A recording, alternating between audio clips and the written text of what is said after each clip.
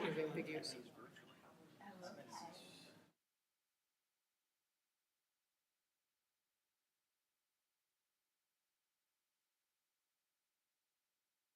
Check, check.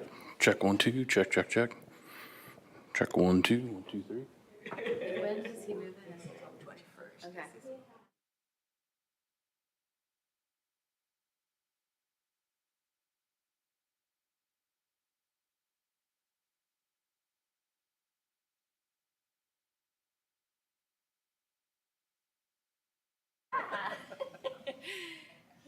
Friends are good. I'm on board with that. Wonderful. Check, check, check, check.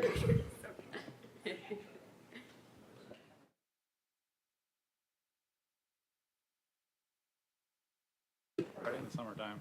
Yes, it was Friday.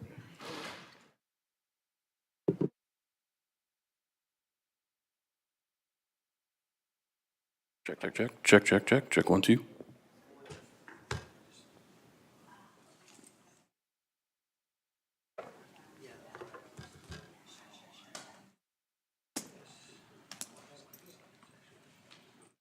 Check, check, check. Check 1, 2. 1, 2, 3. Check, check, check.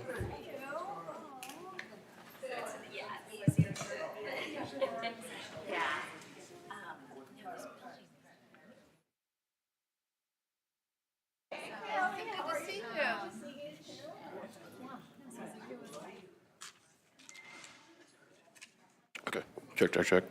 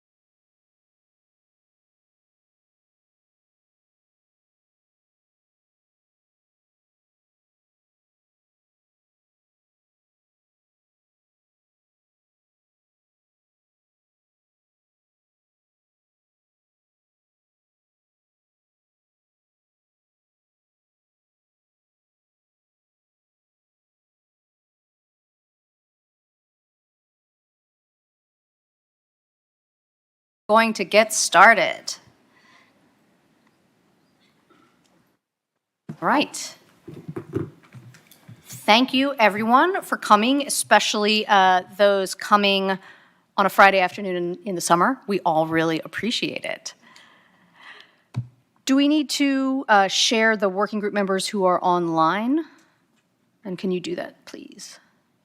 Mr. Yes, Russell? so we have a few of the working group members who are participating remotely today due to distance. Delegates Sewell, Glass, Austin, and Ballard, and Senator Srinivasan. They should be able to speak up whenever they want to, and if any of them want to verify that they've heard that and say hi now, that would be great. I saw a thumbs up. Yes, sir. Thank you. Hello? All right. Delegate Glass. And we do not have a quorum, so we will skip voting on the May minutes. We can do that next month. All right, so I think we're diving straight into our policy discussion. All right, great. So I'm Deputy Secretary of Transportation Laura Schul here representing the Secretary of Transportation. Thank you all for being here. We have had several of these meetings talking about a bunch of different angles of this complex topic of autonomous vehicle. So today, what we're going to do is we're going to take the presentation last month, which presented on what we called gaps, or things that should be considered if you're going to make responsible AV legislation.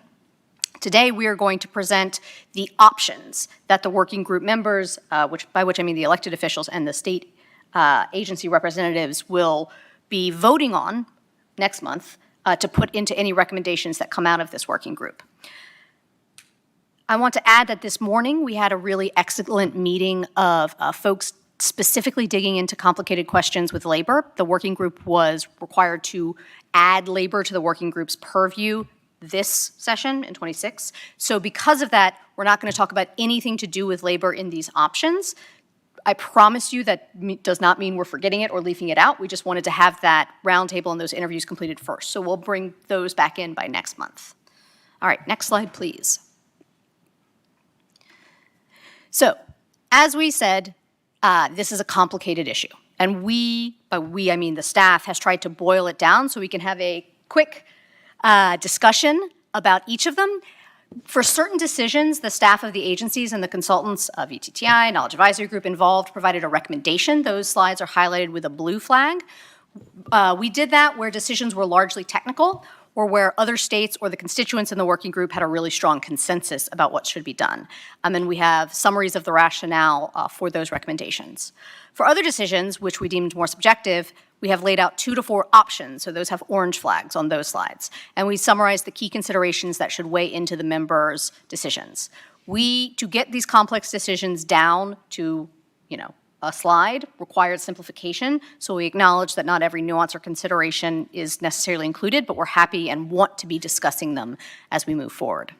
Also, we maybe said there's 2 or 3 options. There's probably hybrid options between them, and we're happy to discuss those as well. And again, no labor-related legislative options are discussed in this deck. They'll be covered next, in the next meeting. I think that covered all of the broad context. So I'm going to give a little more context, and then we'll turn it over to staff of different agencies to walk us through that. The way it's going to work is we'll talk about a cluster. It could be one option or a cluster of options that go together, and then pause for discussion and questions. We are not probably going to have time to get to everything, so we ordered them by things that we think should be discussed, and then lower priority things that were less interesting, less controversial at the end. So if we miss those, it'll be okay. All right, next slide, please. So these are the sections. Section 2, we're going to try to get through all of these that we want to have live discussion. Then there's follow-up. All these decks are posted publicly so you can look at them. One note, we made some small updates yesterday at about noon. So if you downloaded or printed it before noon, you might see a few words different. FYI. And a reminder, these are the categories of gaps from prior month's presentation that we'll be talking about today. Next slide, please. So here's an example of an option slide. And on this slide, I want to remind you of the fundamental option we have to consider, which is we have talked throughout this working group about making recommendations about how potential legislation could look. But one of the working group's mandates is to decide if it does want to recommend moving forward or not. So there are 2 options, yes The working group can recommend moving forward in '27, or the working group can say, no, we recommend let's wait. Here are some considerations you should think about, voting members, which are the timeliness of our participation in the market and all the economic, safety, and accessibility benefits that could come with that. And you could also consider that much is still unknown about safety, traffic, and labor implications of AVs. So this is the fundamental decision. I don't think we'll have much discussion right now on that, though we can come back to it at the end. Instead, we wanted to dive into the detailed sections next. So I think we start with DMV, and VTRC and VDOT will jump in when is appropriate. Patrick, will you reintroduce yourself also? Sure. Yeah, I'm Patrick Harrison. I'm an assistant commissioner at DMV. I oversee commercial vehicles and other vehicle services. So the first slide, if we can move next. Beyond that one. Great. So just at a very high level, a contextual level or a scoping level, our first recommendation would be that the focus of our legislation be on SAE levels 3 and 4 vehicles. Levels 0 through 2 have been around for a while. They're all around us everywhere today. Level 5 is still very much a ways off. Level 3, although there have been some limited deployments in various parts of the world, that is still something that's happening today, and we recommend adding some rules related to vehicle marking or lighting. I think the turquoise lighting, that's an SAE recommendation, was mentioned in one of the earlier presentations. Also, visiting and revisiting, I guess, the rules related to distracted and inattentive driving and whether those need to be tightened up in light of the kind of on-again, off-again engagement of the driver in a level 3 vehicle. For level 4, we recommend a permitting process and operating rules covering both piloting and deployment of AVs in Virginia. Next slide. Also related to scope, and we have, did you have a? Okay. I think let's do your first three, and then we'll pause for some questions. Related to scope, and we recommend focusing on commercial use rather than personal use of vehicles, and really limiting the permitting process to commercial vehicles. And we understand that the universe of vehicles is not binary necessarily between personal and commercial. There are other uses like government use or research institutions and things of that nature. But generally what we're talking about is commercial use, not authorizing the operation of fully autonomous vehicles for personal use until further testing and deployment of commercial AVs has taken place. And the rationale for that, restricting authorization to commercial use mitigates risks through professional management, maintenance of vehicle fleets, continuous monitoring of vehicle operations, limited scope and area of activity. Enforcing that restriction in the permit would mean issuing permits only to applicants who have registered with Virginia's SCC to do business in the Commonwealth and who certify that they will use the permitted AVs exclusively to transport passengers or property in furtherance of a commercial enterprise. And so, next slide, please. Very generally high level, and we'll be getting into some of the details of this process through this presentation. But the recommended flow is that you have a permit application to start with. The application would include information about the type of vehicle, the ADS software that's being deployed, self-certification from the permit applicant related to the safety of the vehicle's operation, a safety history, if there is anything to be provided there from deployments elsewhere or testing elsewhere besides the Commonwealth, proof of insurance coverage, law enforcement or first responder interaction plan, operational design domain, and geofence, and so on. That would be part of the application that would be submitted to the Department of Motor Vehicles. With an approved application, there would then be a pilot phase with a human backup driver in the vehicle. Certain milestones would have to be met, safe driving over a certain distance or a certain period of time. And successfully meeting those milestones would then lead to authorization to move to permit phase 2 with no human driver in the vehicle. Further milestones would need to be met then to authorize a movement of the permitted fleet to deployment. And then there would be an ongoing data reporting requirements and immediate incident reporting requirements. Any changes to the vehicle or ADS or any of the other items that were part of the original application for a permit could warrant a change to the permit, an amendment to the permit. Other changes for example, failing to follow the rules of the permit or the requirements of the permit could lead to suspension or revocation of the permit. And then there would be a reinstatement process in that case that the permittee could avail themselves of. So I can pause there if we want to take any questions. I had one thing. After the first slide where Mr. Harrison talked about level 3 and level 4, everything following in the presentation is for level 4. So just for clarity, for those of you who are following that. All right, I know we have one question over there, and your font is too small for me to read it, so could you please right. introduce yourself? Ross Scrogg with Kemper Consulting on behalf of Auto Innovators. I just wanted to note from our perspective on the, I know the rest of this presentation is about level 4, but just the note on level 3 and your recommendation about additional rules, while we understand that that's in the SAE guidelines, it is, our manufacturing direction is driven by federal safety standards, and so we'd rather not have each state have a separate design standard on vehicles that we have to meet. And so while I understand what you're trying to do regarding marking or lighting, and I know we showed that there was an example, I forget which manufacturer has like an orange light or a blue light in the tail light. That's one manufacturer, that's not everyone. So we would very much oppose any state attempt to have a design standard. Noted. All right, I will go just down the road. So Stack, yes? Thanks for that presentation. I'm Andrew Welfling with Stack AV. We're an autonomous trucking company. When we're looking at this flow chart here, with particular respect to the phases of the permit, can you tell me what means safe driving over X miles? A little more detail there. Dr. Goodall will actually address that coming up in great detail. Perfect. Thank you. Okay, Amanda Ham, Senior Regulatory Counsel with Neuro. Neuro currently doesn't, but has in the past operated our own custom-built vehicle that was about the size of a Prius, but because of the way it was designed to transport only goods, would not have allowed a human being inside the vehicle for testing.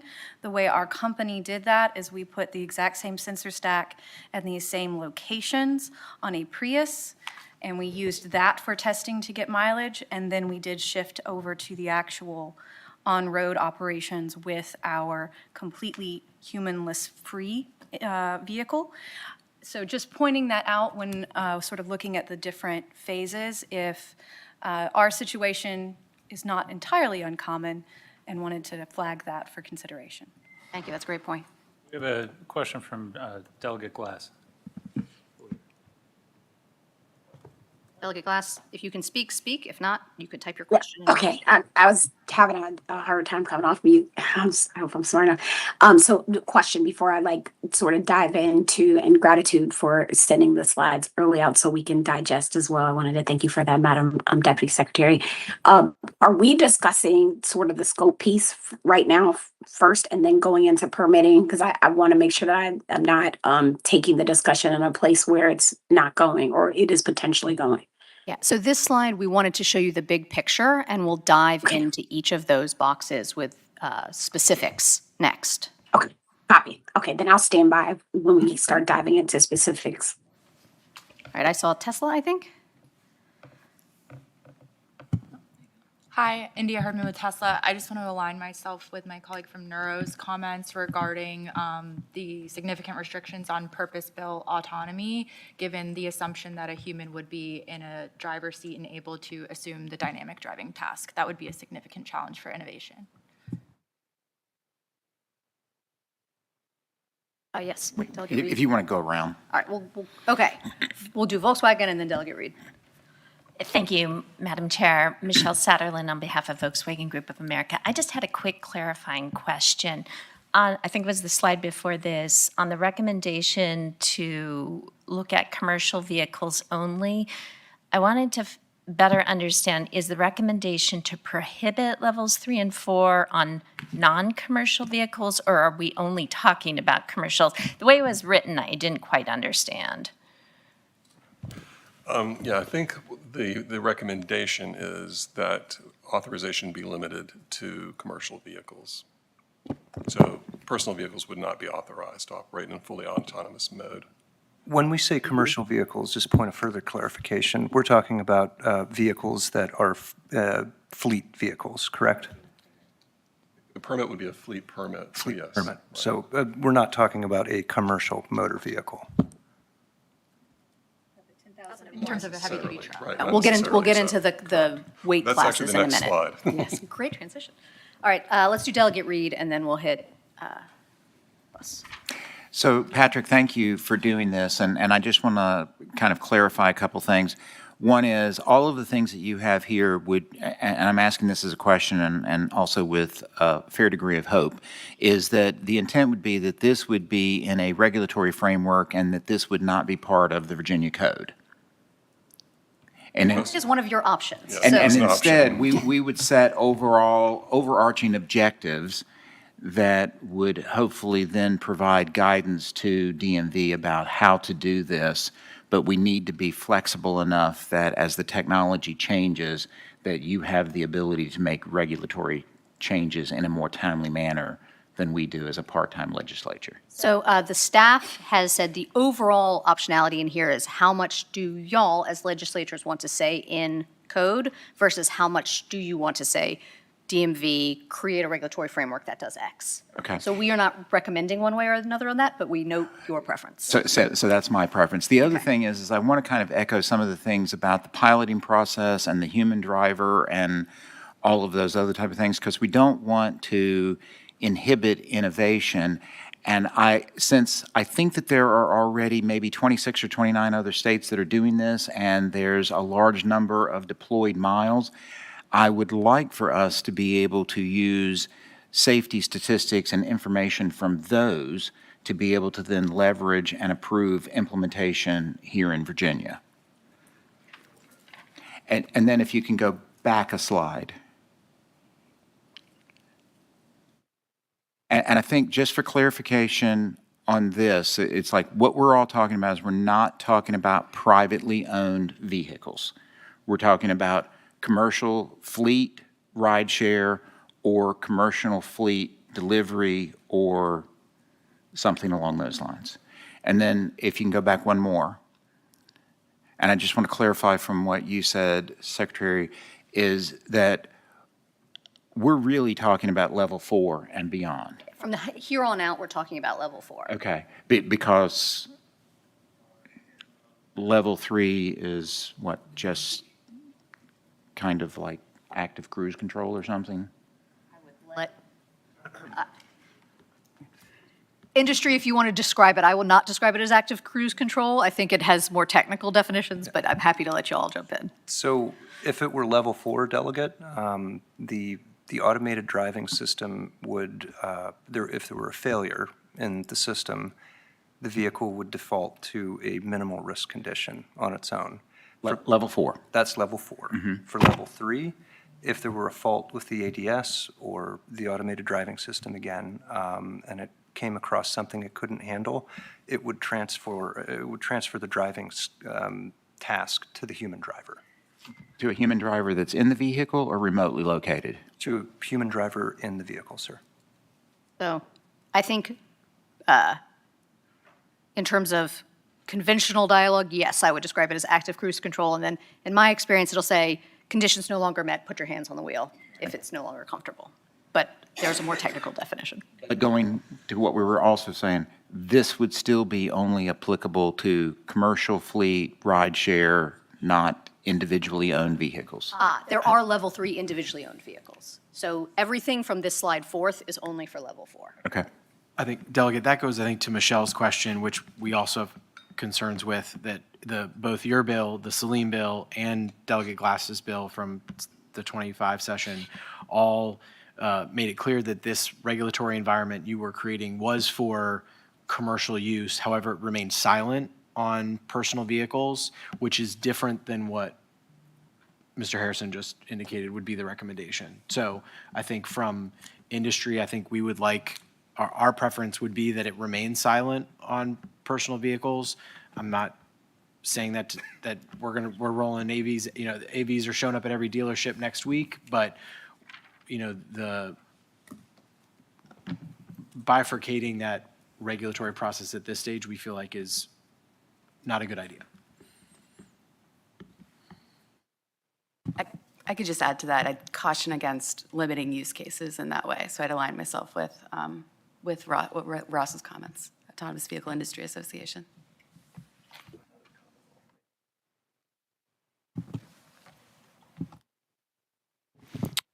Hi, good afternoon, everyone. Just a hypothetical question. If there was a hypothetical company with the commercial license to allow individuals flying into the airport at DCA or Dulles to rent, instead of their normal rental car from Hertz, to rent an autonomous vehicle, how would that be regulated?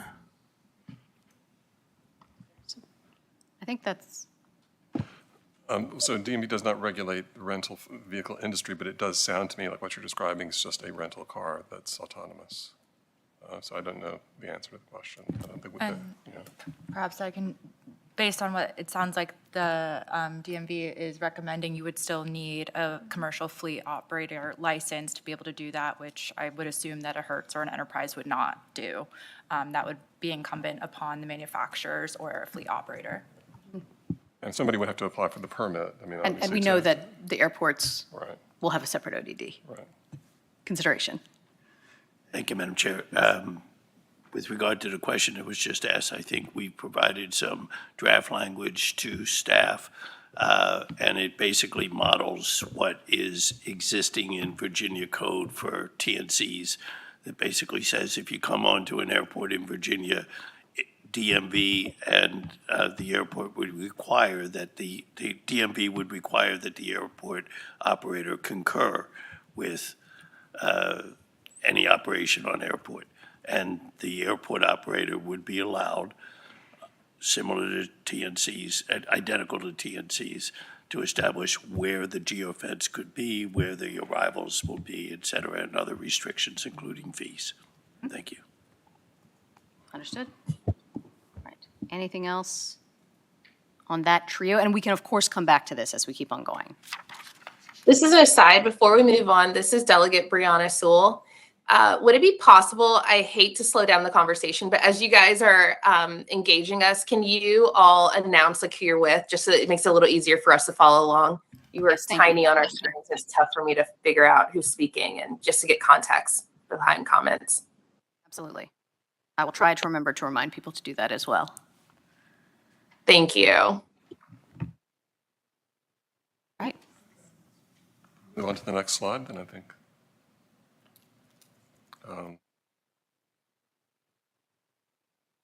Another scope question is really the size and weight of the vehicles that we're talking about authorizing. And this is sort of the first options slide that we're presenting in this series of slides related to scope. Some of the options we have are to divide the world in sort of light, medium, and heavy-duty vehicles. This would kind of track, I guess, for option 1, light duty, that would be class 1, class 2 trucks, passenger vehicles up to 7 or 8 passengers. So that would be supporting things like robotaxis, delivery of small items to individual customers. Medium duty trucks, classes 3 through 6, passenger vehicles carrying 7 to 15 passengers would support logistics and delivery services and shuttles, small transit vehicles, other vehicles involved in maintaining supply chains. And then, 3, you would have heavy-duty trucks and large passenger vehicles, the class 7 and 8 vehicles. So full-sized buses for transit services, large trucks and tractor trucks for freight, construction vehicles, waste management, things of that nature.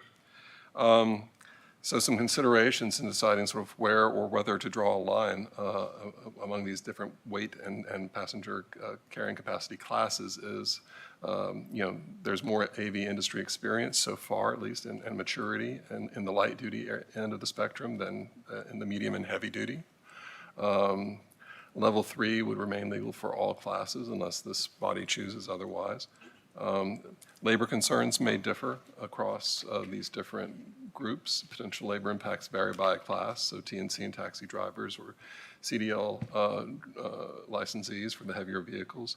There are driver shortages in some areas, more than in others. also have different safety risks and damage potential by different sized vehicles, which is, I think, reflected in, for example, the required minimum insurance for different kinds of vehicles depending on weight and particularly on seating capacity for passenger carriers. So those are all among the options. There are probably other ways of slicing and dicing and other considerations besides the ones that we've listed here. But I think this is worthy of pause and discussion on its own.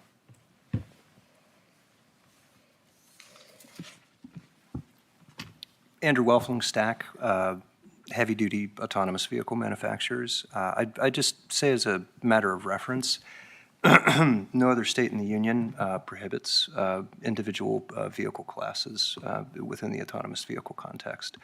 Even California allows for Class 8 heavy-duty autonomous trucks to operate in public roads.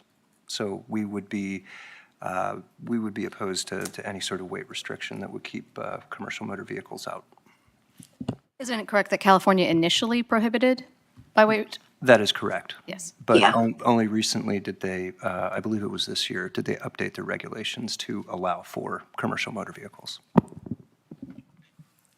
Renee Gibson, Autonomous Vehicle Industry Association, would agree with Andrew. These are interesting considerations, but I would just, again, caution against limiting use cases. The promise of this technology is safety. There could be safety improvements across different modes and different use cases. And all of these use cases now have years of experience on public roads in the United States at this point.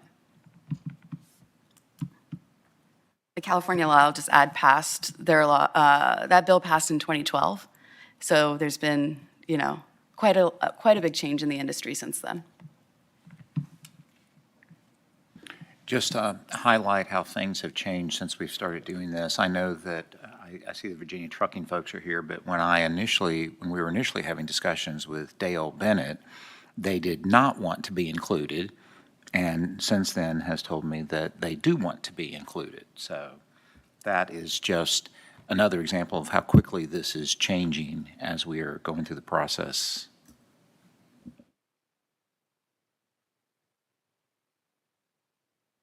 All right, we're going to move on, but again, I have my hand up, if that's okay. Delegate Glass here. So I just wanted to note a couple things. Yes, California, that was this April. California opened up the heavy duty regulations, but they did impose, just of note, up against the light duty vehicles, they imposed a 500,000 mile testing at every single phase for those heavy duty vehicles, while I think it was like 50,000 miles for light duty vehicles. I think that I do have a question of like what evidence sort of supports putting a 80,000 pound truck and a 7-passenger sort of robo-taxi into the same statutory framework. That would be my first question. So Delegate Glass, one of the things we'll get to in a moment is recommending that we recommend that the regulatory classes that exist stay the same and that there's an AV version of each, which would allow for, I would say, some sort of articulation of different policies. Does that help? That helps. And then I would say, I just to put 2 cents on this sort of making what these options or, talking about the different options that we have afoot. I do think we should treat level 3 separately. And I know we're going from 4 on here. And I agree with what you all are saying with limiting sort of the framework to the commercial operations. I know that discussion was kind of had already. And putting that heavy, if we're going to go that route, putting that heavy duty freight and larger passenger service on a separate track after labor analysis and some additional sort of safety reviews. I appreciate the presentation saying very clearly that we know, and I think it'll keep being said here, we know that the industry has so much more experience with that light duty vehicle size vehicles, and that there are the potential for changes. But what I'd like us to hold in hands too, which I know that we're going to have this conversation later, that vehicle sizes change, both that potential damage and workforce implications as well. The last question I would have here is, and we may go into this deeper, so please, I do not mind waiting, but shouldn't vehicle classes have like, do we think that they should have different pilots, insurance, and emergency response and expansion standards? Yes, and we will get to that in just a second. Copy. I mean, Okay. the answer to your question is yes, they should, and we will explain Okay. how we recommend addressing that shortly. All right, anyone else That's online that awesome. I've missed?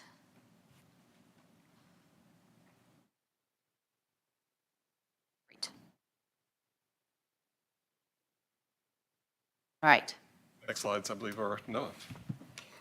Thank you. Noah Goodall with the Virginia Transportation Research Council. We're talking about the requirements, potential requirements for successful completion of a pilot. We're trying to assess safety here, and there's three kind of levels of which we could do that. The first one, the defined success, is able to meet the rules of the road. So essentially, it's a self-certification or some kind of test where the vehicle, we're not reporting crash numbers out, but we're just doing a general driving skills test. The second would be defining success as the same or better overall crash rate, using the equivalent property damage only. So you take severe crashes and kind of track them back to a single police reported crash. So there's a kind of one metric that accounts for severity. The idea would be to get that either at a rate of an unimpaired human driver, which from our studies is about 33% lower crash rate than a typical driver. And then the notable unsafe circumstances like snow can be excluded from the ODD. Remind us what an ODD is, because we haven't said sure. it again this meeting. Definitely. The operational design domain, so that's where the vehicle is designed to operate. And also not just where, but also in what conditions, so in certain weather, night or day, things like that. The third option would be to define much safer using crash rate or some other safety surrogate to be multiple levels more safer than a human driver, like 2 times, 4 times, 6 times. We want to go to that level. So in each pilot phase, we'd have a target miles to meet that standard. Some considerations to think about here. The crashes, especially the serious crashes, but even small crashes are fairly rare. I think even the smallest crash that's measurable, it's still about 20 per million miles. And the crashes that are police reported are about 2 per million miles, 2 or 3. So it's kind of hard to reach these. It's hard to reach certainty in the pilot phase, and so we would do ongoing data collection throughout the deployment to ensure that these things are meeting safety standards.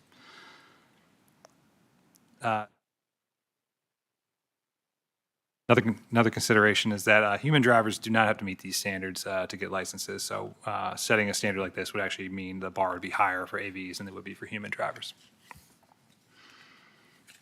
All right, I'm going to make one more clarification just to make sure everybody understands, because we've got a little bit technical. This term, these two acronyms, EPDO and VMT. EPDO is as a standard weight that says, okay, you had 3 crashes, but were they all fender benders or did they all kill someone? If they all killed someone, it's a lot worse than if they were all fender benders, right? So it's a standard methodology to give more weight to more serious crashes.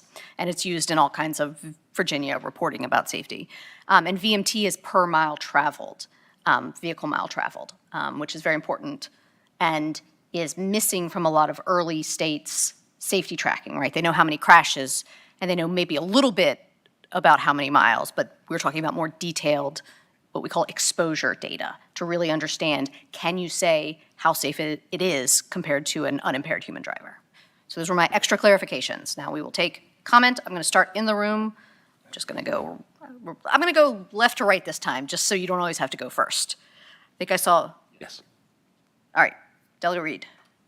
Okay, thank you. And Noah, so I have a couple questions here that is based upon the vehicle miles traveled. So is that vehicles miles traveled with a passenger in the vehicle, if we're talking about rideshare, or is it include the vehicle miles traveled if it's going to and from the depot, going to and from picking up riders? So is this gross or net? Gross. Anytime the ADS is in control, we would count that. Okay. Because some of the pilot, they might be doing the pilot without passengers. So that's where we'd want to be accumulating some data as well. And then you said that you gave 2 numbers, 2 accidents per 1 million miles and 20 per 1 million miles or something. What were those again? And that was a standard that, and how does that compare to a human driver? Sure. So those are human driver crash rates, and those are the 3 per million is like a police reported crash rate. You have a lot of crashes that don't get reported to police. From studies we've seen of that, it seems to be about 20 per million miles. So I'm just giving some ideas of like kind of the rates, the number of crashes you would get over 1 million miles, depending on the severity of it. Okay. All right, thank you. I think another way of saying it is if we only required the pilot phase to be 10,000 miles, we wouldn't expect to find meaningful, or certainly not conclusive, and perhaps not meaningful information about safety.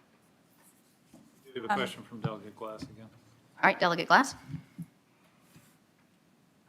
Gratitude. So I want to say, like, I think the flow of fundamental sign and underscore sort of what I've looked at is California has the amazing sort of data and emergency response protections. I appreciate too that the permit has to, I think each of them should be tied to an ODD, and it should include all the things, geography, the roadway type, speed, weather, all the things. Yeah, we'll cross that bridge when we get there, but something that they use, or that by they, I mean California, I saw where there's sort of 3 corresponding categories that talked about, when they talked about permitting and testing, was the testing with 1, the driver safety, 1, 2, driverless safety and deployment. And then they had some ties that, they tied the authorization to specific locations and operating conditions, which I think is smart. But overall, I support that fleet level permitting for the same vehicles, ADS, and software generation rather than sort of individual permits for each vehicle.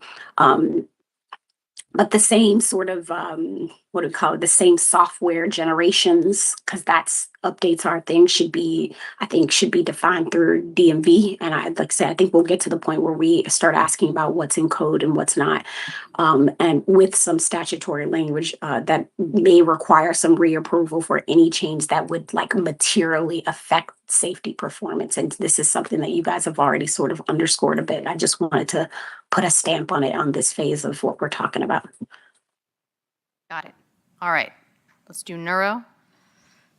And just say who you are again, too. Yes, Amanda Ham, Neuro, Senior Regulatory Counsel, and through my work, I do 2 things. 1, I'm the attorney that advises our behavior group on rules of the road, and I am also the attorney that prepares and submits both our annual, monthly, quarterly, and collision reporting. So looking at this, this slide is actually pretty much most of my work inside Neuro. And so I have a couple of thoughts. I'll try to keep them brief. Rules of the road is a challenging one to do as a certification. It's even more challenging if you get into more specifics, simply because, taking, for example, crossing double yellows. Crossing double yellows in order to avoid hitting a child that runs out in the road. Both of those things are a violation of rules of the road. One is significantly more important. And so as long as the CERT language has sort of an understanding that, unfortunately, reality is that some of the minor things need to take way for safety considerations, that's fine. Just sort of an interesting aspect to certification language. For our collision reporting, I see every collision that comes across our desks. I would say by volume, the majority is either someone rear ends us because they're looking at a phone while we are at a stop sign or a red light, or the other one that we've gotten really commonly recently is parking where somebody else opens their door into our car. Again, I think you all have very good data, as you were pointing out. Most of those are not reported to police, so just getting those details, happy to provide based on our experience, sort of this is what we see and this is what information we have. And we would just hope that those collisions that are due to those around us don't impact our safety sort of understanding. So the EPDO framework we're talking about would downweight things like the parked car opening. On the rear ending, I do think we need to consider those because we're talking about how AVs affect the overall safety. And we have, again, I'm only sharing information, not presenting opinions. There have been things shared from other AV adoptive cities that AVs create a situation where they get rear-ended, which is affecting the overall situation. So we would look at those, but we'd weight them.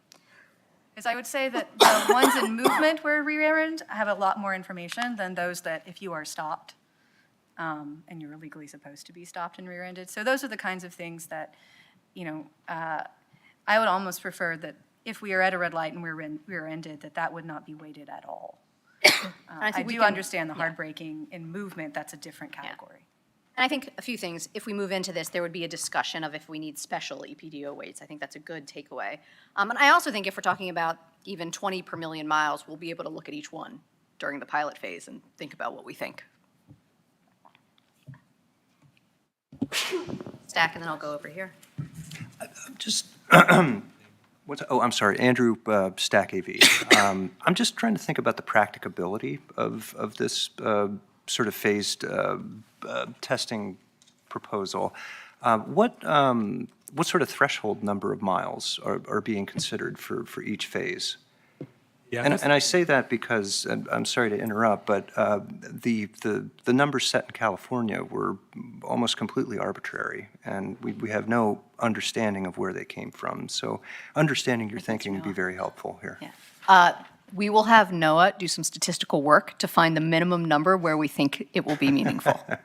Thank you.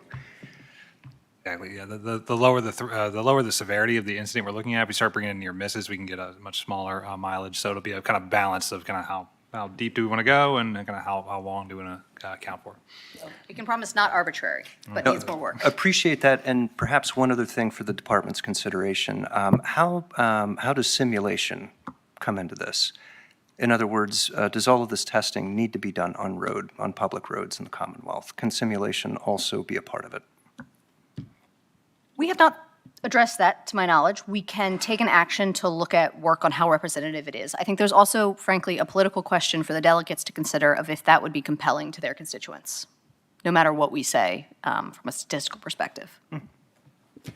So just for my own benefit, what were the thresholds that they used in California? And I guess we're not talking about, because you're talking about now statistical analysis, we're not talking about each vendor needing to run their vehicles for 1 million miles in a pilot. So. No. I just want one thought. So no, we're not talking about that. The statistical analysis would say how many miles till we start to feel confident. But you'll see on the next slide, we also recommend keeping this data going throughout deployment so that we know if things change. No, that makes sense. But I'm just curious, what were the thresholds that they used in California? So the thresholds for light duty are 50,000 miles for original applications. And for any modifications, they are 25,000 miles. And the modifications are of a significant manner such that if you are making small tweaks, they don't require more mileage. And for commercial motor vehicles, it's 500,000 miles for the initial driver permit with, I think, 400 of them?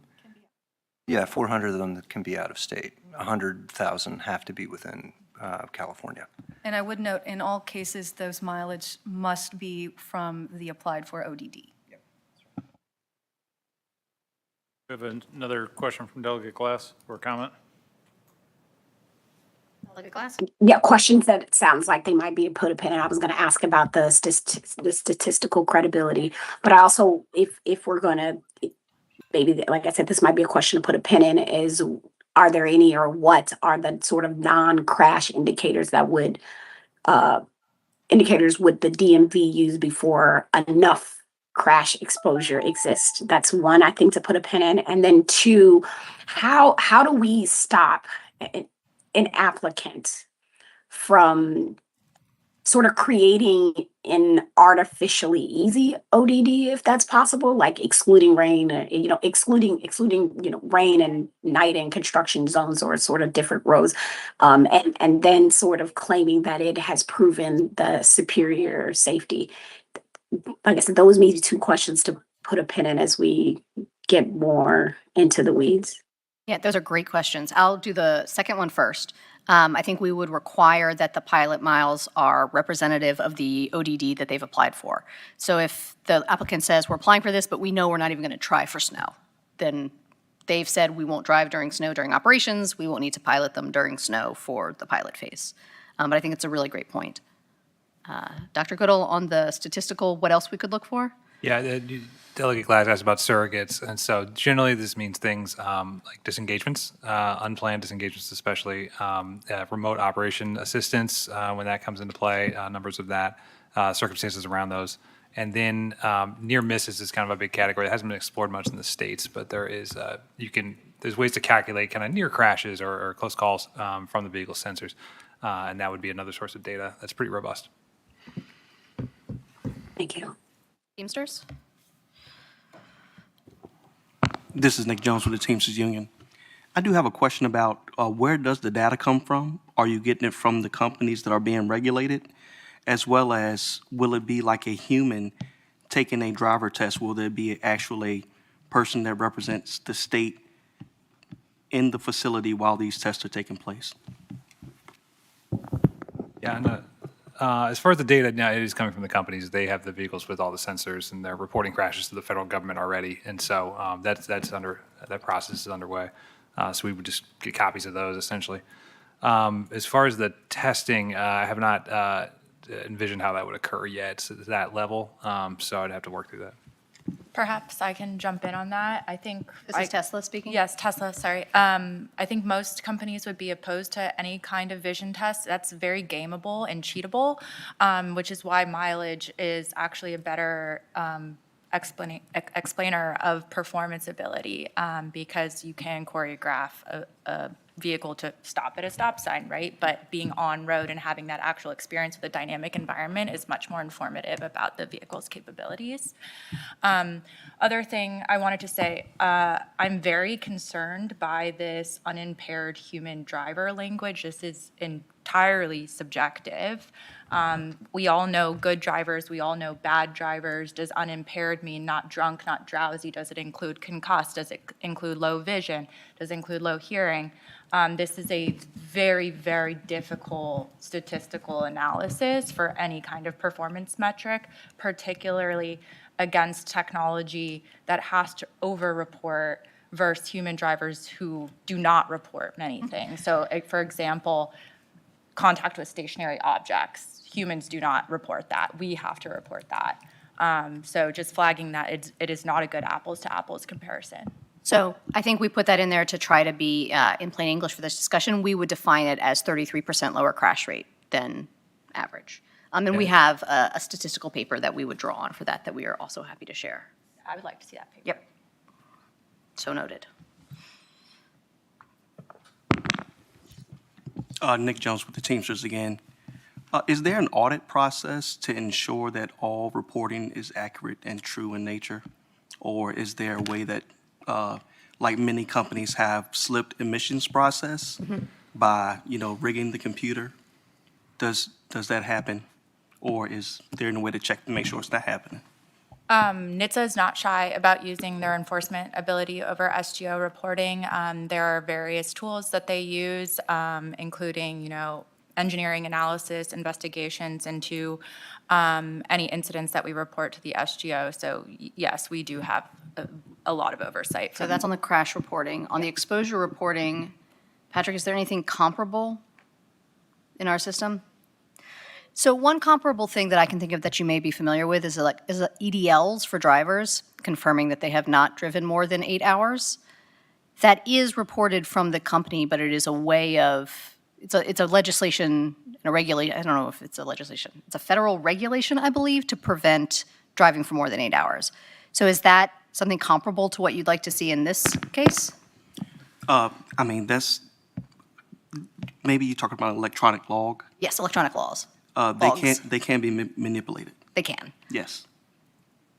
I think anything can be manipulated. It is more than just promising not to drive more than 8 hours. And that is the concern. Okay. So when you're getting your data from the people you're regulating, how do you know the data is not manipulated? Amanda Ham with Neuro. One other add on that is, in addition to official government mechanisms, I would say that the vast majority of the time, if there is a question regarding a collision or even our miles, for instance, is pretty common. Almost every year, I believe, Neuro has chatted with California DMV about all of our annual reporting. So we submit it, we say, hey, if you have questions, concerns, or updates about what you're thinking, we meet virtually within their time span of when they've done review and provide any additional information. Or there are a lot of aspects of our logs that are not necessarily easily exportable because they're just sort of built into the system, but we can screen share and show those things as well. And we've not had any issues with providing that information upon request if anyone had questions or was unclear or unsatisfied with what was submitted. Good. Anything online that I'm missing? All right. Related closely is the next slide, which is how do we do ongoing deployment and safety reporting therein. All right, thank you. Again, Noah Goodall with the PTRC. So this is looking at what kind of safety data we would require on an ongoing basis. There's four options, excuse me. Kind of on the low end, this is incidents only. Now, all the companies report crashes that meet a certain threshold to NHTSA through what's called the Standing General Order, called SGO. That has some information like narrative, ODD status, ADS version. The problem with that has always been that NHTSA does publish that, but some certain fields are redacted for personally identifiable information, so we don't know precisely when or where they happened or on what day. And also some of the information about the crash is also reducted for confidential business information, things like the software version and the narrative occasionally. So what we would do is, in this thing, we would request that anything going to SGO is copied to Virginia. California already does this, so and the companies are already sending these out, so it's no extra burden to them.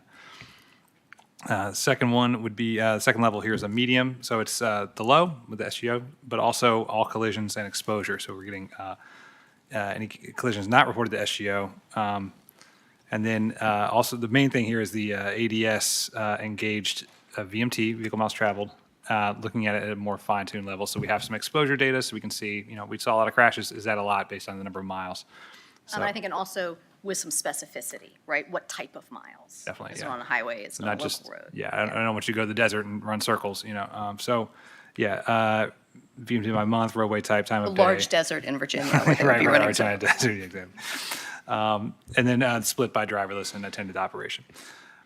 The next level up would be a high. So this is everything in the low and medium plus incident events. So we would start to look at things like these surrogates we talked about. So safety relevant incidents, things like near misses, where the crash was imminent but did not occur. Remote assistance interventions, disengagements, particularly unplanned disengagements, and then unplanned stops in travel lanes. Maybe it wasn't a disengagement, but the vehicle did stop kind of unexpectedly, and start including those. And then the last one would be a high plus real time. So it's everything in the first three plus real time location data of the vehicles, is tracking them on a map. DC has proposed this, and so this is something that's on the table as well. The idea with this is we would have some verification of what's going on, and we could see some things for ourselves, like if a car went the wrong way down a one-way street, which does happen. We could see that.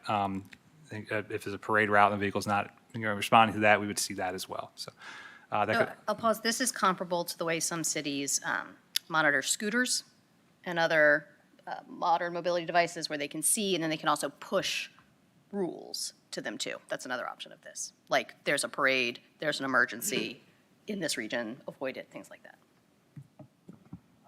So some considerations here are, if we're talking about trying to confirm that these are safer or as safe as a human or to some other level, we would need the exposure data, so we'd have to go at least level 2 to get that, the medium, to get that exposure data. Nothing here, the real-time location data, I don't believe anyone does that currently with automated vehicles, but the every other thing we're asking for is already either requested by California or under consideration by Pennsylvania in some of their guidance documents. So with respect to data retention, that's something we'd have to address, how long to hold some of this data. And the SGO crash reports, they're kind of, with NHTSA, they're on the web, they're kind of forever. With the confidential information, some questions about that, and especially for requesting vehicle data on these incidents. So this is more of like a vehicle log of kind of what it saw, cameras, things like that. There's some issues with that. So California, it's just an example, requires onboard vehicle data. So all the sensors, all the cameras to be recorded for 30 seconds prior to the crash, sent to California. The DMV retains it for 3 years. NHTSA also it does not request this data, but has the option to and does in certain instances.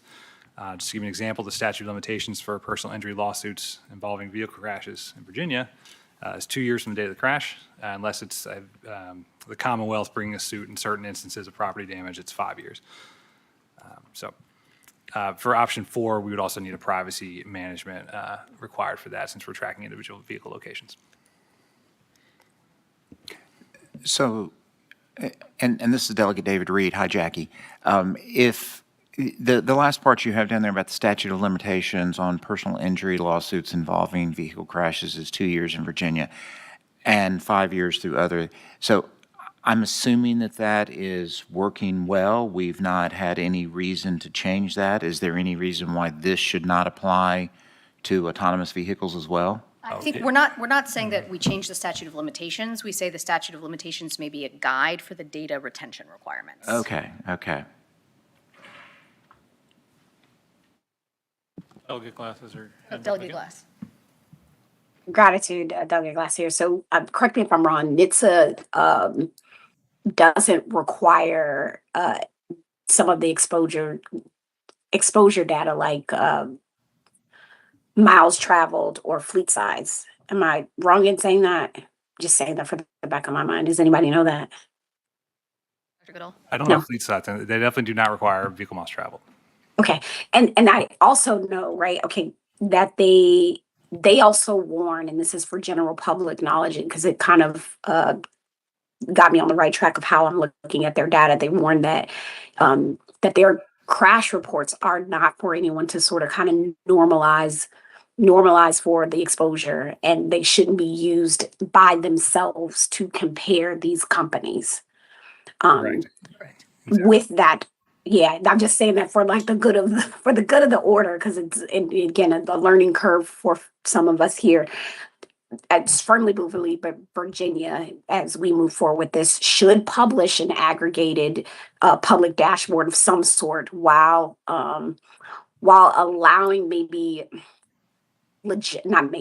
allowing legitimate confidential business information and PII or personal identifying information to remain protected. With that, what information, and this may have been said, I think I'm trying to recall, someone may have said in the meeting, but what information what will the public see by the company, the locality of the ODD, and what information will the DMV? Have you all determined what you would think you would remain confidentiality for, like enforcement and litigation purposes?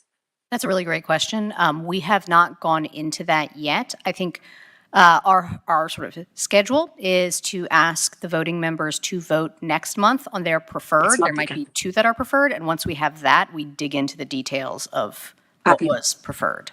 But you are right that there should be a clear distinction about what is aggregated onto a public dashboard and what is kept confidentially by DMV, VSP, whoever is the appropriate holder of the data. All right, I'm going to go this way. So please introduce yourself. And sure. Matt Foster with the Virginia Trial Lawyers Association.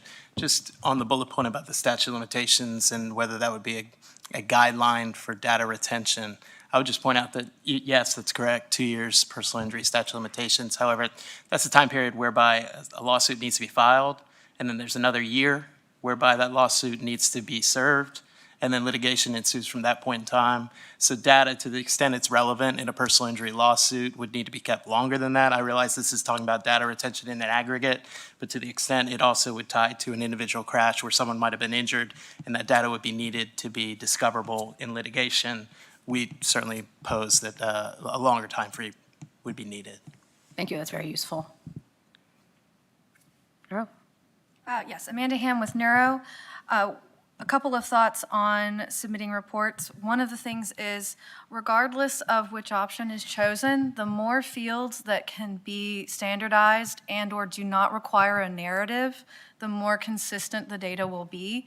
An example being, I have had times when my teams are preparing their reports and we had to do a lot of narrative work, and someone would type driving circle, and I would have to go and say, are you talking about a roundabout or a cul-de-sac? Because I defaulted to roundabout and I found out it was a cul-de-sac. So those things that can be drop-down menus, fields, we're happy to take and fill in and comply with whatever fields are given by DMV. But that's just something we've learned. Real-time will be a challenge until, frankly, connected technology is a bit more standardized, whether that's information coming via the cloud or information directly on road. I imagine cloud will probably come first. But it is very challenging to operationalize that kind of data unless it is in a good supported flow and maintained on both parties' sides. So for instance, the lowest tech versions we've had is folks calling in and telling our operators details, and obviously that becomes very challenging to implement and make sure that we're getting it correct, document for future discussions. So. Yeah, it's a great point about the narratives. If we can get video, that would kind of knock that out because we wouldn't need that anymore. We'd be able to see it ourselves. So if you want to do that, that would really help. For number 4, I would actually put this back onto the state as something that is very useful for AV companies. TxDOT, for example, is developing an API to send out alerts to areas in the state that need to be avoided by AVs. If we need to banish our AVs from a particular geofence, it makes it a much more streamlined emergency response protocol when you all, who are usually aware of the issues in a given ODD, so that we can respond in kind to make sure that law enforcement can do their job. Renee Gibson with Avia. Couple points I just wanted to make on this slide. One, I would caution against, or when considering these things, I know we're not writing anything today, just again, the wading into NHTSA territory in terms of the determination of safety. Something like a driver's license is different than determining that a vehicle that drives itself is safe enough to operate on a U.S. public road.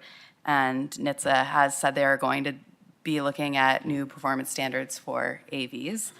So I'd just be cautious in kind of the way we frame that.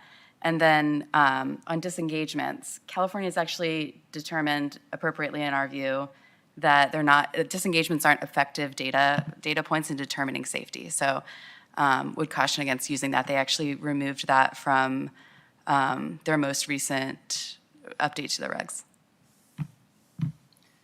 And also, what is a remote assistance intervention? Is that breadcrumbs for the vehicle? Is that changing a waypoint? That needs to be very much defined if that's in play.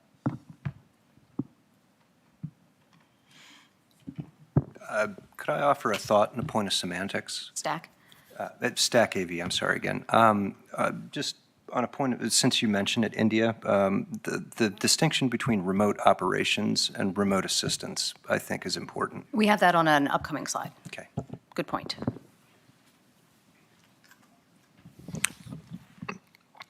Hello, everyone. Benjamin with AT Local 689. 2 points kind of want to briefly just add in for the Commonwealth's regulators and legislators to think about. First, individuals working in heavy freight or driving school buses or public buses, charter buses, or operating heavy rail, light rail, if they're required to get a CDL, they do have a higher standard of getting the CDL and maintaining that CDL compared to your conventional driver's license. So that's just something that I don't have a solution right now, but should be considered when you're looking to compare whether a pilot program is successful, crash rates, and crash data. The other thing I want to kind of mention on the safety piece and safety monitoring, we'll use the case of WMATA, the Washington Metro system. The buses for the Metro bus system and the rail cars are equipped with cameras.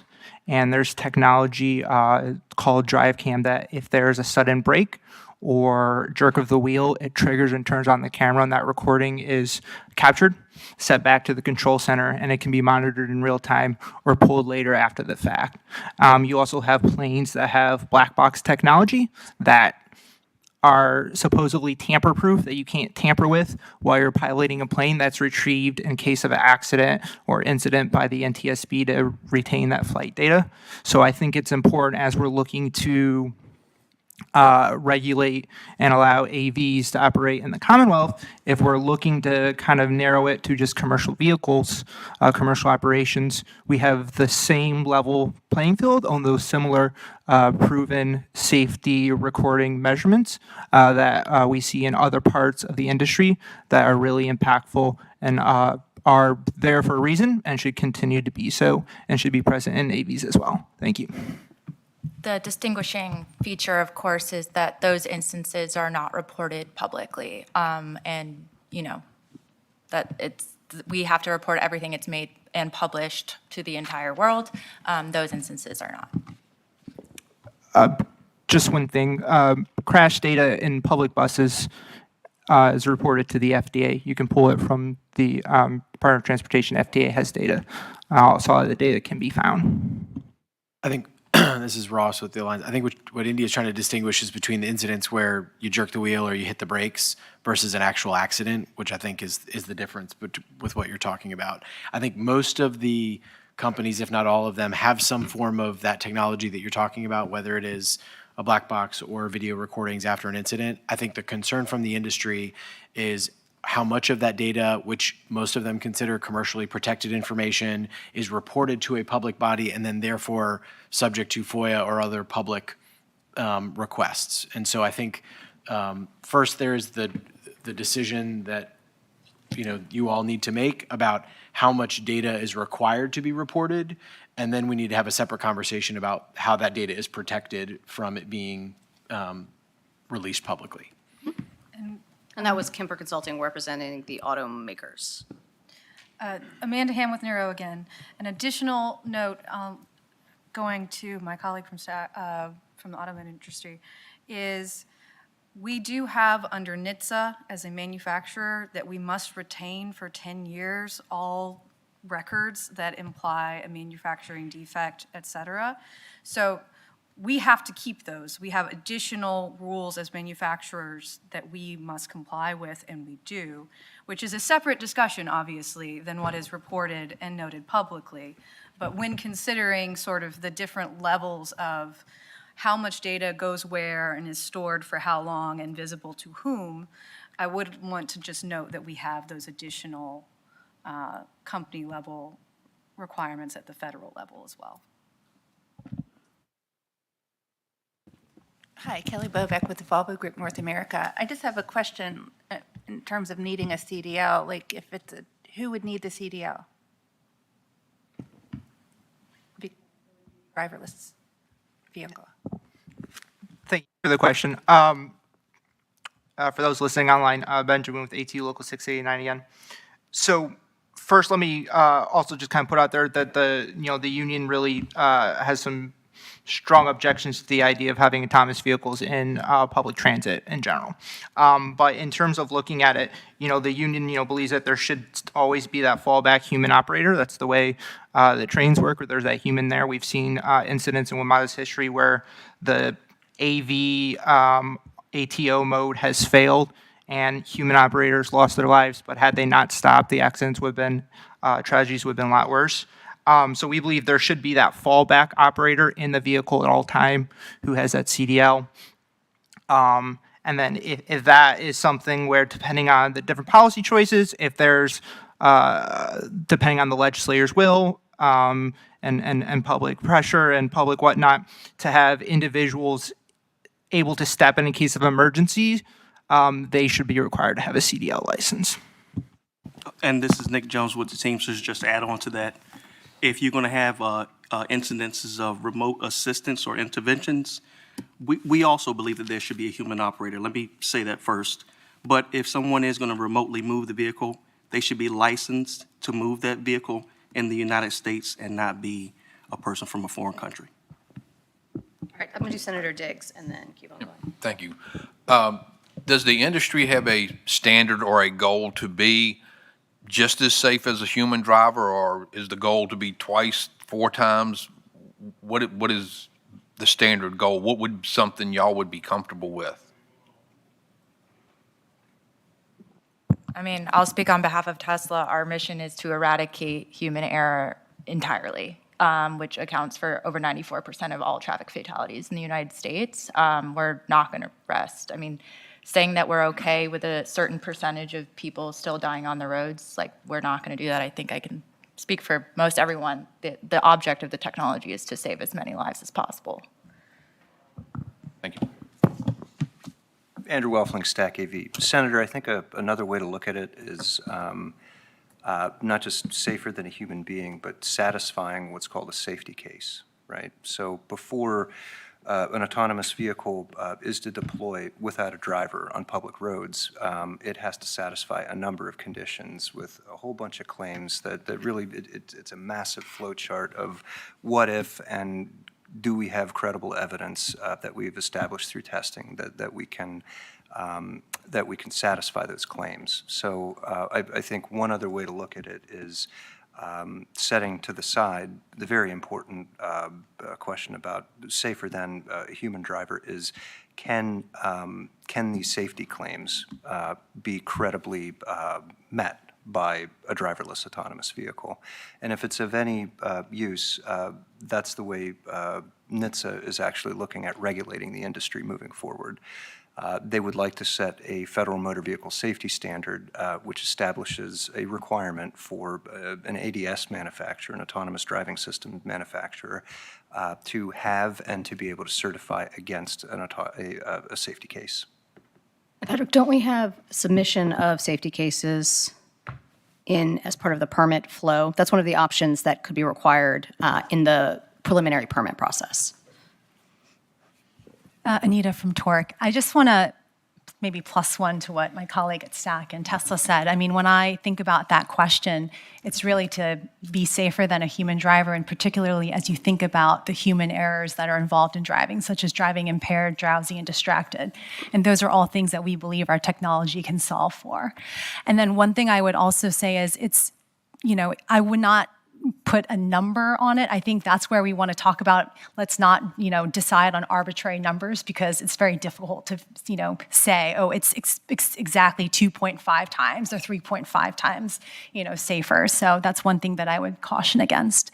And then I guess while I have the mic, I did have a comment on this above. One thing I wanted to say earlier is, compared to what Renee was saying in terms of, we are currently regulated by NHTSA. They have enforcement authority. They have the ability to investigate us. And so when I look at this list of, well, what data do we provide, I really caution against providing, I think we should be providing what NHTSA is already asking us for, rather than, layering on a lot of other additional data that we have yet to decide and determine its usefulness. So for example, do we yet have the appropriate thresholds or definitions for those, events that you outlined there? So I really caution against, clinging onto that and really thinking about what we're already providing NHTSA today and using that.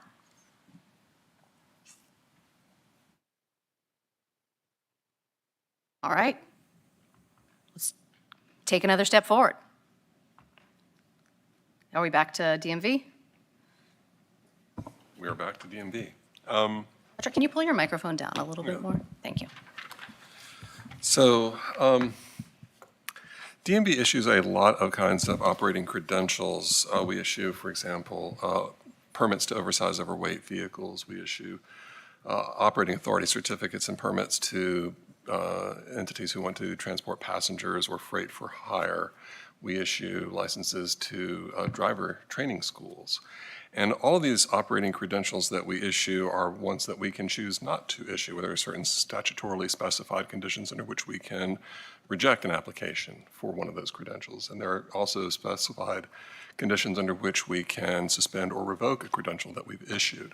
So one of the questions related to issuing AV permits would be, under what conditions would it be advisable for DMV to be able to suspend or revoke, I would say probably suspend is the question, an AV permit before we ever give an opportunity for a hearing. Usually when we are going to suspend or revoke a credential, there's a process for the request of a hearing before that's denied. But there are also conditions, for example, with driver training schools.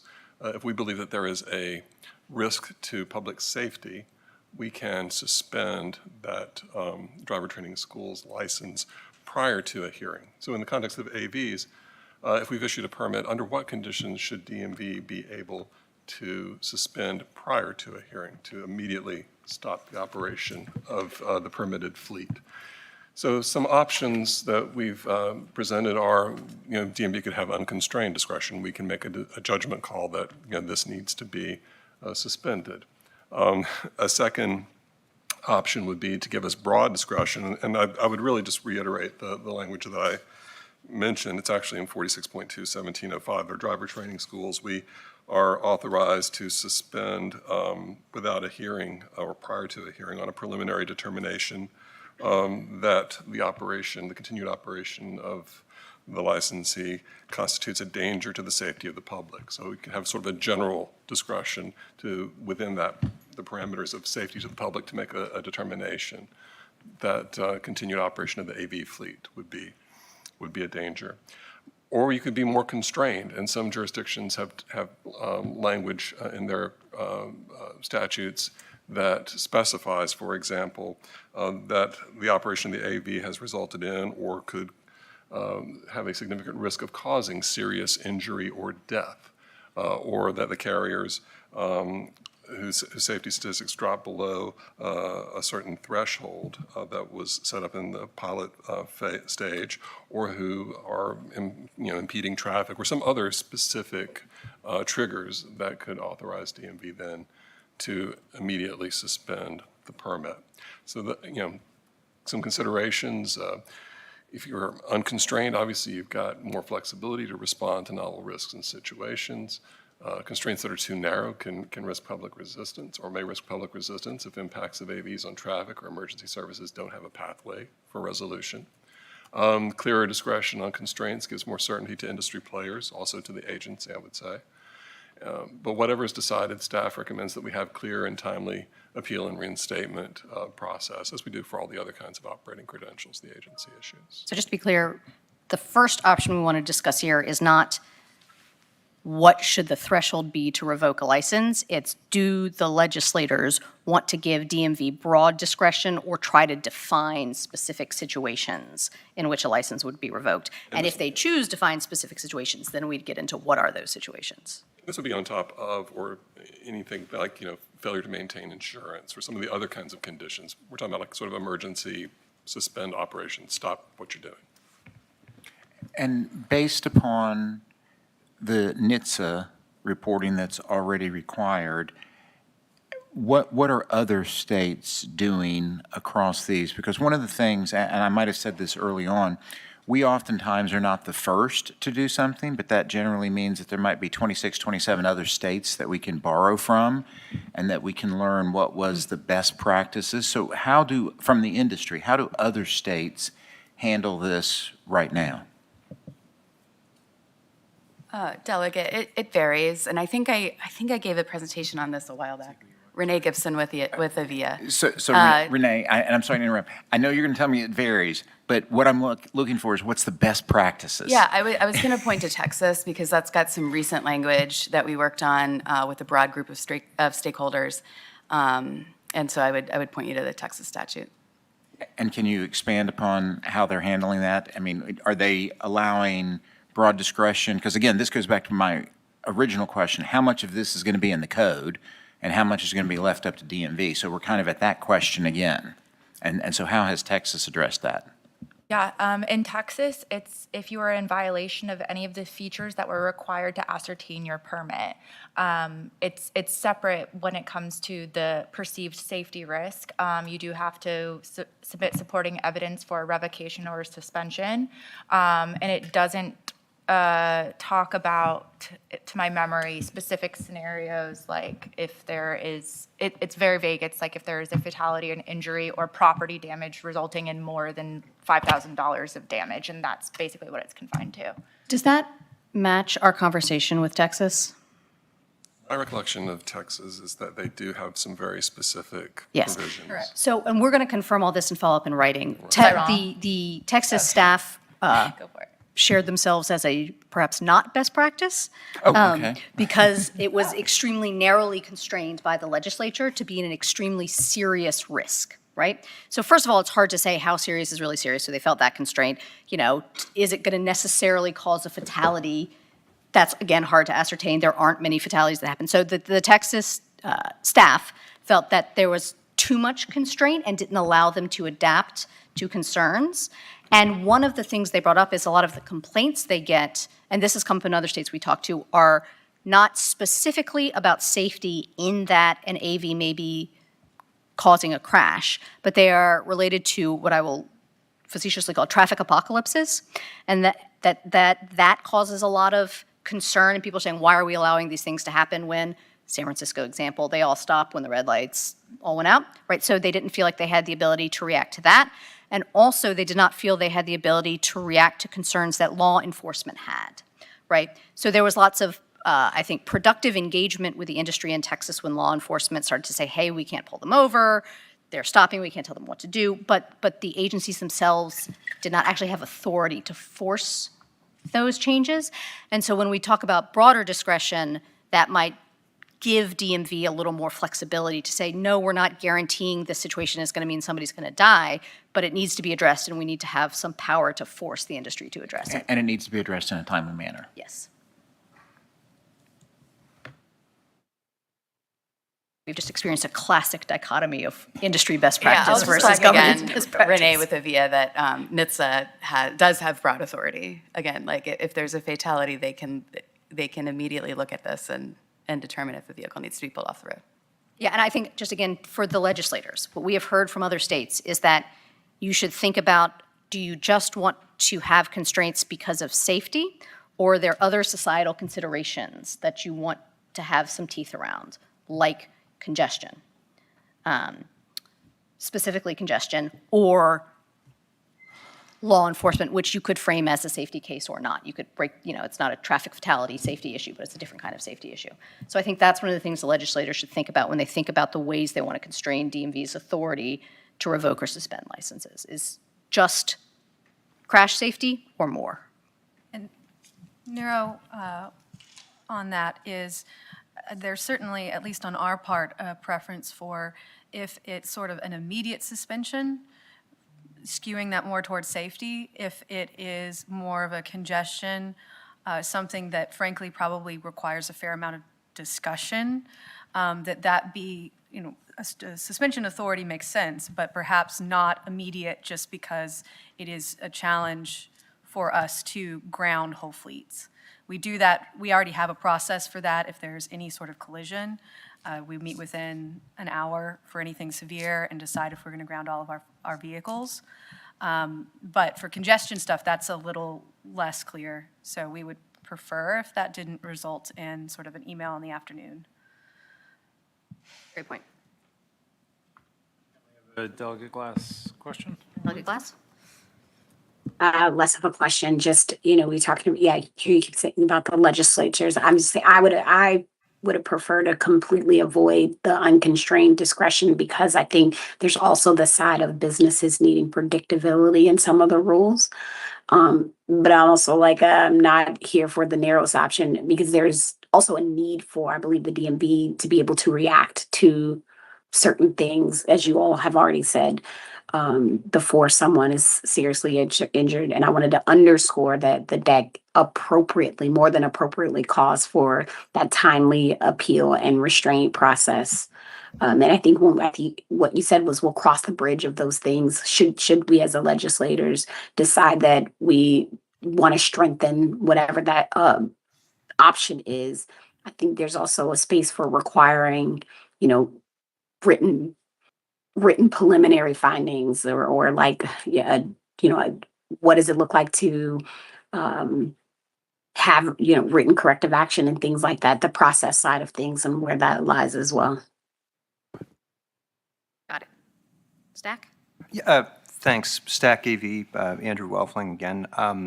Yeah, it's, so concerning Texas, we were pretty heavily involved in the drafting of that legislation, and I do recall the Texas DMV did provide a heck of a lot of technical assistance in that drafting process. So regardless what's decided here, Delegate Reed, Senator Diggs, I think it's important that the expert agency be involved in the drafting process to provide technical assistance. If I could just comment, it's Ross Scrogg with the Auto Innovators on what Delegate Glass just said. I think no matter where we end up in these options, I think it is most important that the businesses have the predictability, but also what we've seen in a lot of other states on issues particularly, like Neuro mentioned, not around safety, that there is the ability to have the discussion with the regulatory agency, that there isn't a bright line, because a lot of these instances and incidents can either be novel or once you've heard or seen enough of the information that the companies have can be explained in a way that isn't necessarily their fault. And so I think the concern on total unconstrained is, a de facto process of suspension until, formal filing and hearing, when that is not necessarily the most appropriate process in every situation.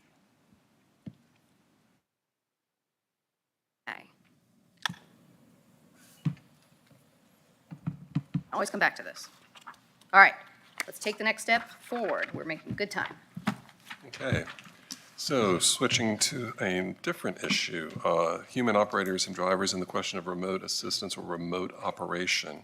And couple of options. I think it seems everyone is interested at least in some kind of remote assistance, if not operation. One option, permitting remote assistance from anywhere in the world, as has been mentioned before, or permitting remote assistance only from within the United States.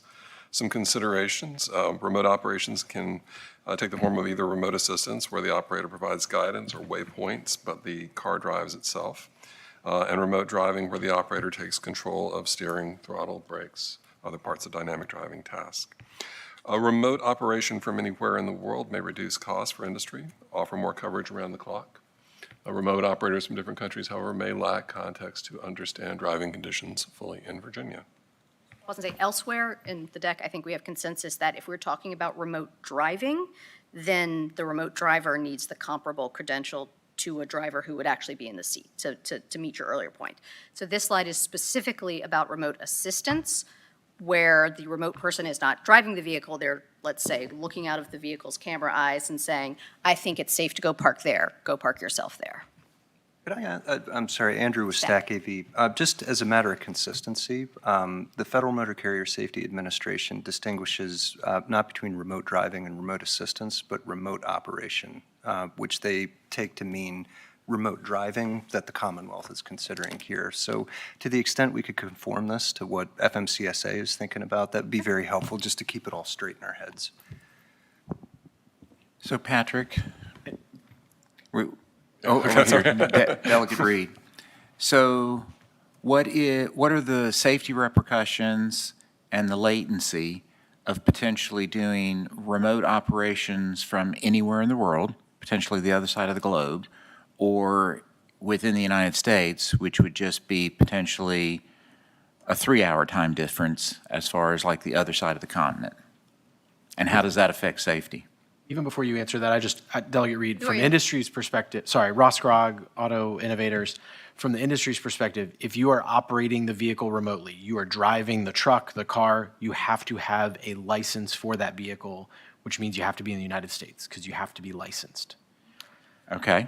What we're talking about here is the assistance piece, which is essentially customer service.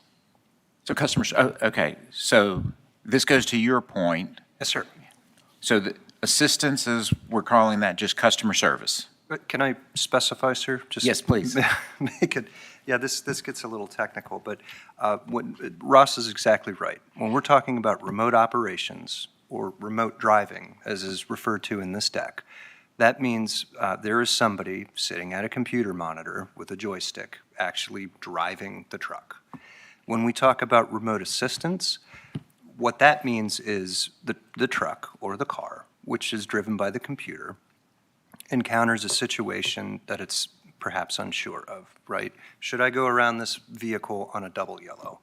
And essentially it radios home, and somebody's sitting in front of a computer monitoring the system and examines using the vehicle sensors to see, is it safe to go around this other vehicle on double yellow, and clicks yes. And at that point, the computer in the vehicle does the driving. So at no point in remote assistance is the human actually joysticking or driving the vehicle. The computer in the vehicle is responsible for the task. And so to that point then, because presumably the vehicle is stopped, a query is being made, a decision is being made, you're not as concerned about the latency as if you were actually operating the vehicle from the other side of the world. But to your point, Ross, it means that if you are operating the vehicle, you have to be licensed in the United States, which means you either have a CDL or you have a Virginia driver's license. And again, sir, our view is that separate and distinct from remote assistance. If you're just helping the thing make a decision, then we don't think the same licensing requirements apply. And then the same safety and latency issues wouldn't apply. Okay. And then Delegate, I would also just add Rich Harrington from Waymo. In addition to the RAs, these are suggestions. So the vehicle will take that suggestion, and then if it deems that it's not safe using its own sensors around the vehicle, it won't accept those. So Just to play that out then, someone could be sitting on the other side of the world, say yes, the response comes back to the vehicle then reassesses and decides still not a safe choice to make. and they would come up with another way for the vehicle to move around. Okay. Yeah, to be clear, the vehicle's asking because it's confused, for lack of a better term. So it might be the vehicle is not sure if it's okay to go ahead, and so the human is providing that guidance. The vehicle is then doing something that it was not sure was safe, so that it's not quite, does that make sense? Yeah, thanks. I have an example that I think. All right, this is Neuro speaking again. Neuro speaking. There is a wonderful existence of a Washington State highway in which 3 personally owned zebras escaped from a trailer following an accident. And that would be a scenario where if you had remote assist, which would not be uncommon, you have a highway, you have a trailer, it's a large vehicle. I saw the scene, it was crossing multiple lanes. That would likely be a remote assistance, and you would have someone say, okay, I confirm this is the best route going around the vehicle. And then as the remote assist ends and the driving system takes over, if it is driving and a zebra comes out in front, then the system would respond to the zebra, and remote assist had nothing to do with it. I do highly recommend reading this news article. It was a hilarious story that ended up with a cowboy having to assist with finding the last zebra. But that is my example for driving as remote assist, because I feel like it provides the most explicit version of remote assistant is really just a smart navigator and nothing else. Cheers. This is Nick Jones with the Teamsters. Our view is anytime the wheels are in motion, whether a person is talking to the vehicle or the vehicle's moving itself, it's driving. So you got to make sure that the person, if it is going to be remote, is licensed to drive that vehicle. Thank you.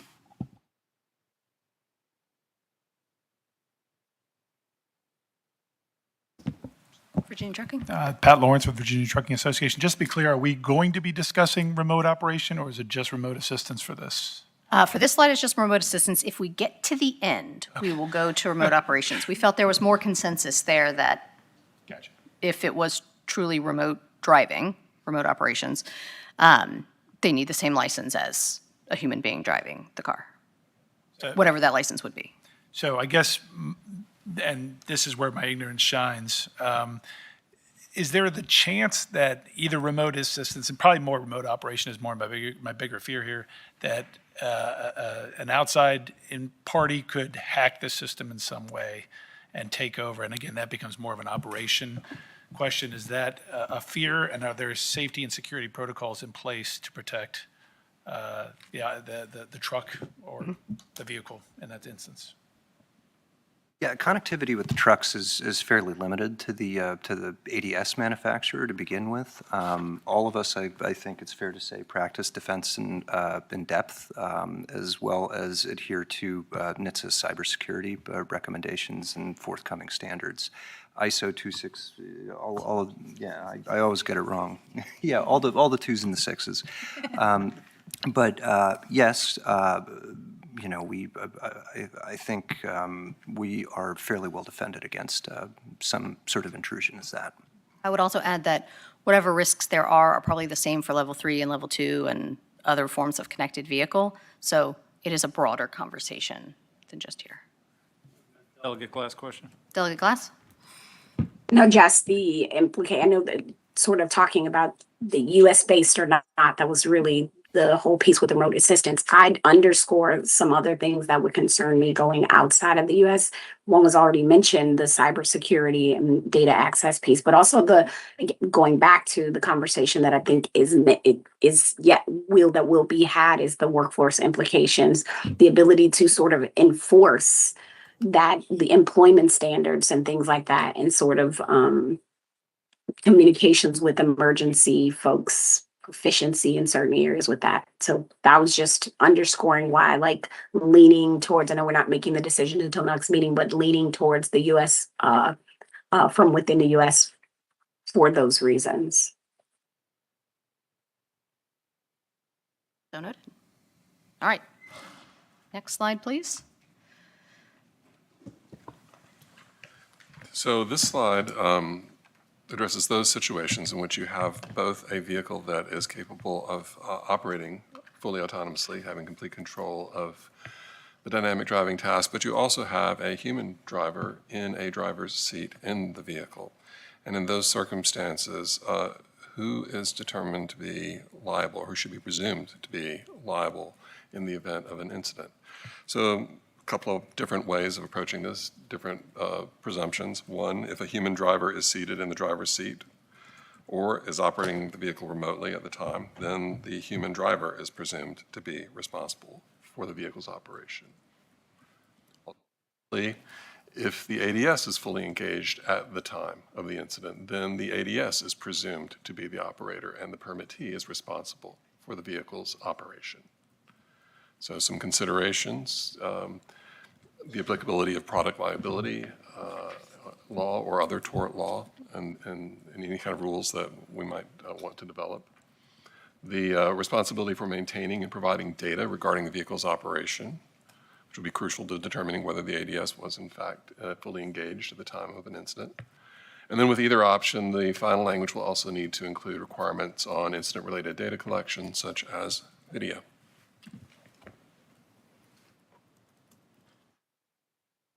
Trial attorneys. I've been waiting patiently. This is Matt Foster with the Virginia Trial Lawyers Association. Our stance is very firm that if the ADS is fully engaged, we believe that the ADS, the permit holder, whatever you want to deem it, permit holder, license holder, the entity that deploys the fleet vehicle should be the ones responsible for liability.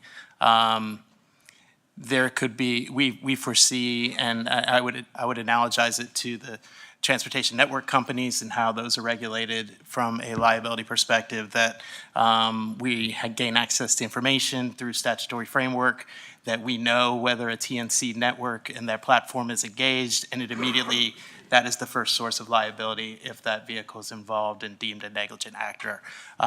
It streamlines the litigation process. There can be indemnification down the line built into the contracts on the ADS company's perspective. But from an individual who is injured by one of these vehicles, it should not be incumbent upon them to have to file suit against multiple entities to do discovery, to find out at the initial stages who caused damages potentially, who's responsible for damages. Keep in mind, it's not just personal injury damages, but also property damage, which is usually the more imminent issue that needs to be addressed. So if there's a lot of pointing of gotcha, there was someone in the driver's seat, was it the driver, was it the ADS? If the ADS is activated, we believe that the ADS should be liable at a primary level. May I ask a clarifying question? Do you believe that ADS engagement alone should absolve a plaintiff from proving a product defect under applicable products liability law? That was Tesla asking the question. Yeah, so Matt Foster responding, if the vehicle engaged ADS and that vehicle was negligent in operation, that vehicle should be responsible, and the individual plaintiff should not have to go through a products liability gotcha game as to which part of that vehicle malfunctioned. If the entity is putting forth a fleet of vehicles and engaging ADS operation, we believe they should be liable. So clarifying question, Andrew with Stack AV, are you saying that, are you essentially arguing for strict liability here? I would say that it would be incumbent upon the ADS to go down a line and third party in other defendants if that's the case, if there was litigation that was brought. Much like a TNC, you have to prove negligence on behalf of the operation of the vehicle. That's part of basic tort law. If it's an AV and there's not a person who could be immediately deemed responsible for that, we're in a place where the ADS, by virtue of operating and doing this business, they're saying they're putting safe drivers out there, for lack of a better term. I realize it's driverless, but they're responsible for those vehicles and the operation of the vehicle. If the ADS is engaged, the entity that employed the ADS needs to be responsible if that vehicle malfunctions. If the ADS is engaged and there is product fault proven, correct? If there is negligence in the operation of the vehicle that causes an accident. I think the discussion we're trying to have right now is if Who the are you, ADS, Ross? sorry, Who are you? Ross Grog, Auto Innovators. If the ADS is engaged, they're presumed to be the operator. That's all we're trying to discuss here. Right? That's the question. That's the question here. Well- I know our friend on the other side of the table is concerned about a whole lot more and is having a hard time Yes, figuring out who to the ADS should be sue. considered the driver. But I think we all agree that the ADS Yes. is the driver if Yes. it's engaged. So Yes. we have plenty to go back and forth on. This is not one of them. I think you're misunderstanding my question, but yes. Question from Neuro. I can wait if we're going to continue. Unrelated question. Well, comment, actually. We note in the options, if a human driver is seated in the driver's seat, we should probably be careful with the language there. If they can, different conventional vehicles and non-conventional vehicles, you may end up with a passenger who has no ability to actually drive the vehicle, sitting in what would be considered the driver's seat. And so just flagging that, we may want to make sure that that language doesn't, just because they are in the driver's seat, that doesn't necessarily mean they can actually drive the vehicle.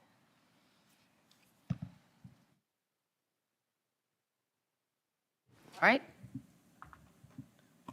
Next, in the next two slides, I want to take up together and probably go back and forth between them a little bit. So this is a subset of commercial operations, namely for hire operations. So for hire would be that you're receiving compensation in order to transport passengers or freight from A to B within Virginia. And DMV issues, as I mentioned earlier, operating authority to for hire motor carriers in Virginia, both passenger carriers and property carriers. So one question that arose and has been addressed differently, I think, in different jurisdictions, and there was some language about this in legislation that was before the General Assembly this year, is whether autonomous vehicle fleets should have some new kind of operating authority, or whether the existing types of operating authority satisfy or should be satisfactory for the kinds of operations that are going to be deployed. So if you look at the next slide, if we can just move up to that briefly. These are just some examples of the kinds of passenger and property carriers that we currently have in Virginia. And it's not all of the kinds, but it's just a few. So for example, common carriers who are carriers who operate on defined routes, they have services that are open to the public, they have collect individual fares. An example of buses are common carriers. Contract passenger carriers, for example, limousines, they transport group, their service is contracted for in advance, they provide a group fare.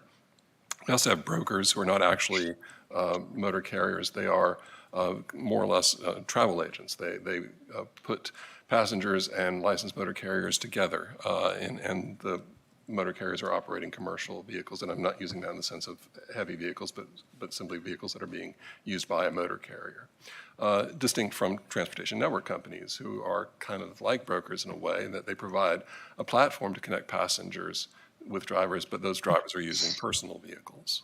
Can I pause you for a second? Sure. So one of the things I have learned from Patrick and DMV, that when I said TNC at the start of this process, I meant the experience I have when I use my phone and I get a ride to come get me. In fact, in Virginia law, that is not what TNC means. The thing I experience when I sign into an app covers a handful of these all together in one app. So I think that is useful to remember. For example, has a broker's license as well as a TNC certificate, and they offer brokered services and TNC services kind of seamlessly and visibly on the app. And then we have taxi cabs who are they have cannot have predetermined routes. They are limited to vehicles with a seating capacity of 6 or fewer, and they're the only kind of passenger carrier that is actually subject to not only state but local regulation in Virginia, which we'll talk about a bit more on another slide. Then we have property carriers. It's really a much simpler sort of universe there. We have general property carriers, and then we also have household goods carriers who, moving vans, and those are subject to a much heavier regulatory burden. Something that may interest everyone is that there are kinds of freight carriage that are not governed at all by or regulated at all by DMV. Those include food delivery services like DoorDash and Instacart. So there's an exception from the requirement to have operating authority if you are operating exclusively vehicles weighing 10,000 pounds or less in transporting property. Also, personal delivery devices like the delivery robots, those are exempt from having to have operating authority. So if we can go back to the previous slide. With that in mind, I guess a question is, or a recommendation is rather, that it seems that the kinds of operating authority that we have, the kinds of business models that are described there, should be sufficient to accommodate any range of deployments of autonomous vehicles in Virginia. And rather than balkanizing operating authority by introducing new types of permits and certificates, perhaps the better approach would be to establish rules of general application for all businesses who use AVs that would avoid the unnecessary proliferation of types of operating authority, duplications of requirement, and that would create administrative inefficiencies for both DMV and industry, and would allow all carrier types to reap the advantage of deploying AVs. Some examples of the kinds of things that would be rules of general application that might be required for an AV. For example, if you don't have a driver in the vehicle with whom the passenger can communicate, you would probably want to have rules, not unlike the ones for TNCs, where the fleet operator gives passengers a way of reaching out and communicating if there's some need on the part of the passenger, some emergency has occurred, or to get help, to get receipts that are sent directly.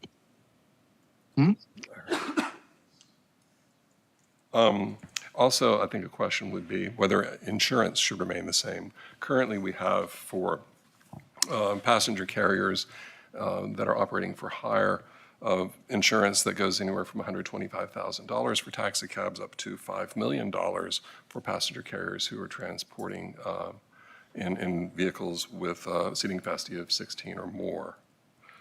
And then for freight carriers or property carriers, we have insurance requirements that go anywhere from $300,000 to $750,000, depending on the weight of the vehicle. So I guess a fair question is whether we want to keep those for AV fleets or perhaps raise them for AV fleets.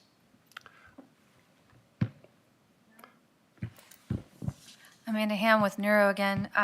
We certainly support not balkanizing the permits. Using the permit structures that are currently in place would be certainly sensible. One thing we will note, Neuro's particular business model is slightly different from others in that we build and develop and design our autonomies for others to operate, for instance, Uber. And as a result, what we've seen in other states is starting to understand that from a permitting standpoint, we as the manufacturer of the AV are responsible for the autonomous safety permits related. But once it's actually get into operation for a particular service, that goes to the operator of the fleet, in this most recent case, Uber, because that is where their expertise is, as opposed to our expertise, which is on how the autonomy functions. So mostly just stating that that is a current business model, as the different permitting structures and sort of how you tie permits together if it is using autonomy to then do a service. But in general, we absolutely support using the same permitting structures that are currently in existence.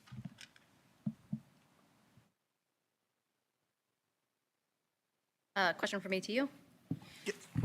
Benjamin with ATU Local 689. I think it also makes sense to me that we to use the current framework in mind already in place for the AVs. With that, I think it's also, I don't know if it's an additional permit, but I think it's important that local jurisdictions have the express authority to, in certain circumstances, prohibit the use of AVs in areas, whether it's around school zones, whether it's, in Northern Virginia, in, around, or going through Arlington Cemetery, for example, areas where there's a lot of, heavy pedestrian traffic, a lot of, charter buses coming in from across the country, and just like those areas where you could lead to problems. I think it's, we don't necessarily need a separate permit, but, within the operating authority to allow those jurisdictions in. And then I think with the permit, there are certain classes that the union thinks should be prohibited from AVs. I don't remember the exact number on the previous slide, but the large commercial vehicles for like public transit, I think some of the charter buses coming through, school buses, and then heavy freight, especially if they're carrying hazardous materials, we don't think really should have the operating authority to operate in the Commonwealth. Thank you. Andrew.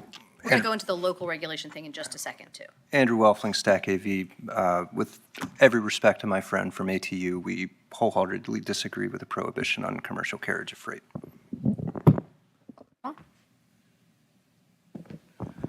Thank you.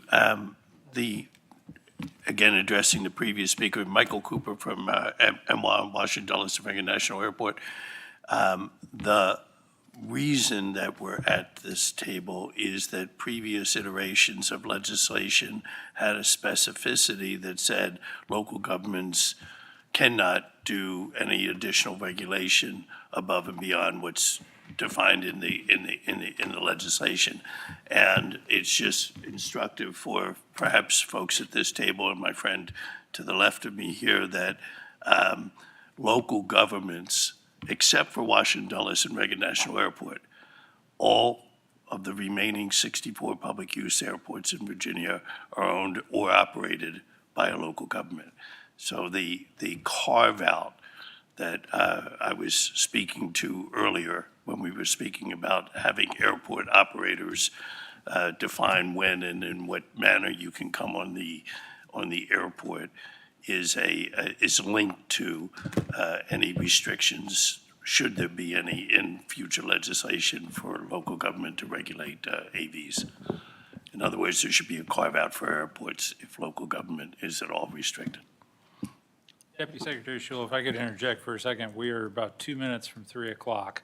So there's two things I want to note there. First, do we have anybody in the room who came to just offer public comment in general, not as part of the discussion? Raise your hand if you're here.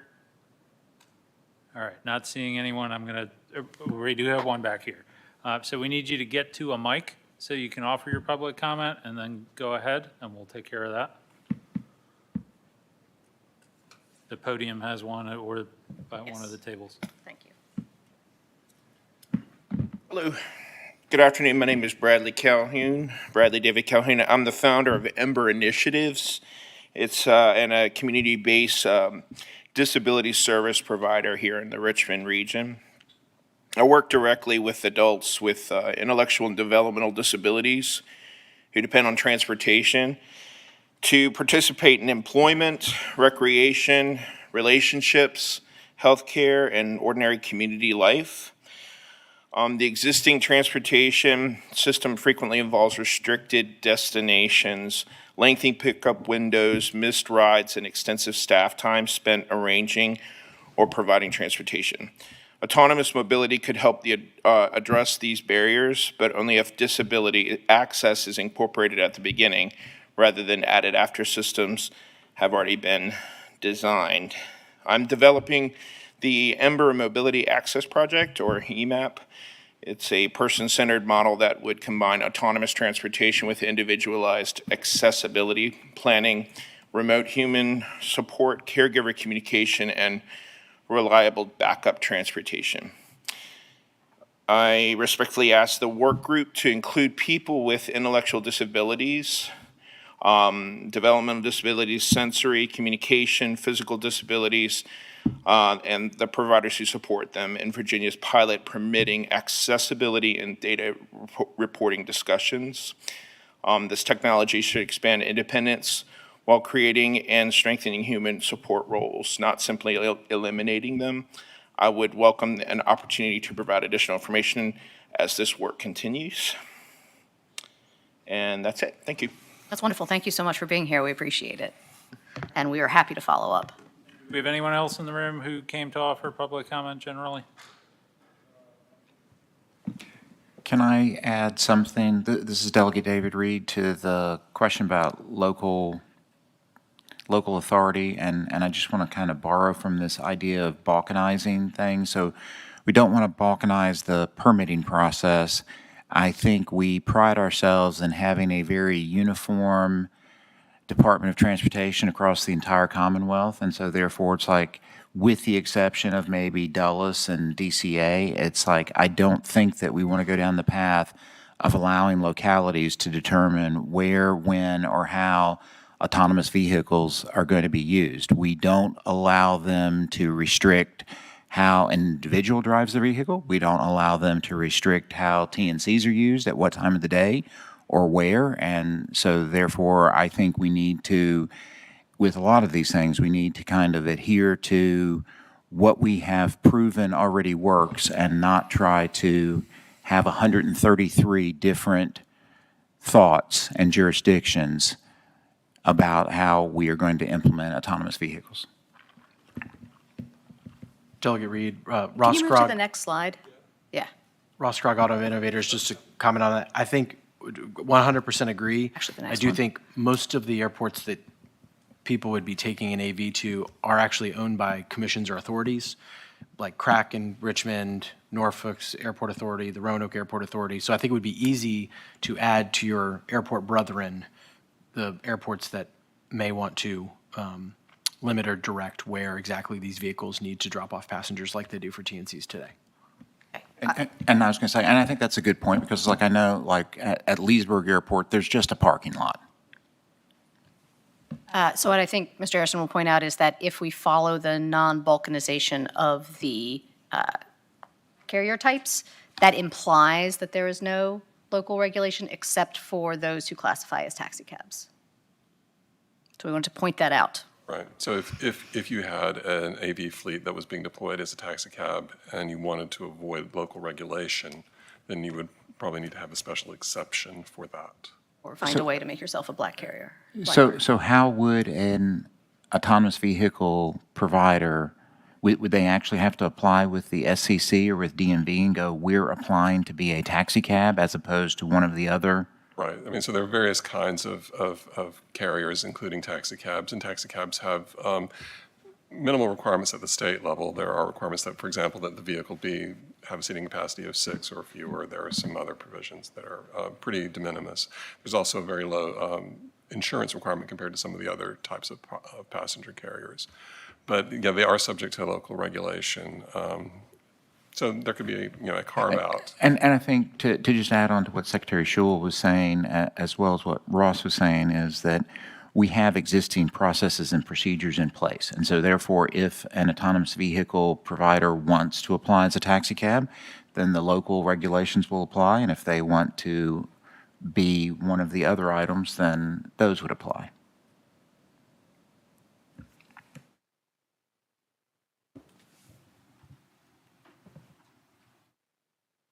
Go through this slide a bit. So yeah, mostly this is about taxi cabs. So under current law, the only type of for-hire motor carriers that are subject to local regulation are taxi cabs. There are provisions related to TNCs operating on airports, as Emma points out rightly. But otherwise, localities, they have a much greater scope of regulatory authority that's been given to them in the code for taxi cabs. They can require licensure, license taxes, they regulate rates and charges, they prescribe requirements for taxi cab operators, scrutinizing the drivers of taxi cabs, and they can limit the number of taxi cabs operating in their jurisdiction, imposing caps. So that's one consideration in thinking about AV fleets that may be deployed that are basically operating as taxi cabs and everything but name. Whether they should be subject to the same kinds of local regulations. And as you point out, another consideration is a local patchwork of rules that could disincentivize industry from expanding into Virginia. Patrick, just to clarify, I'm sorry to interrupt, that's a business decision by the AV provider, how they want to apply to do business in Virginia. Right. Okay.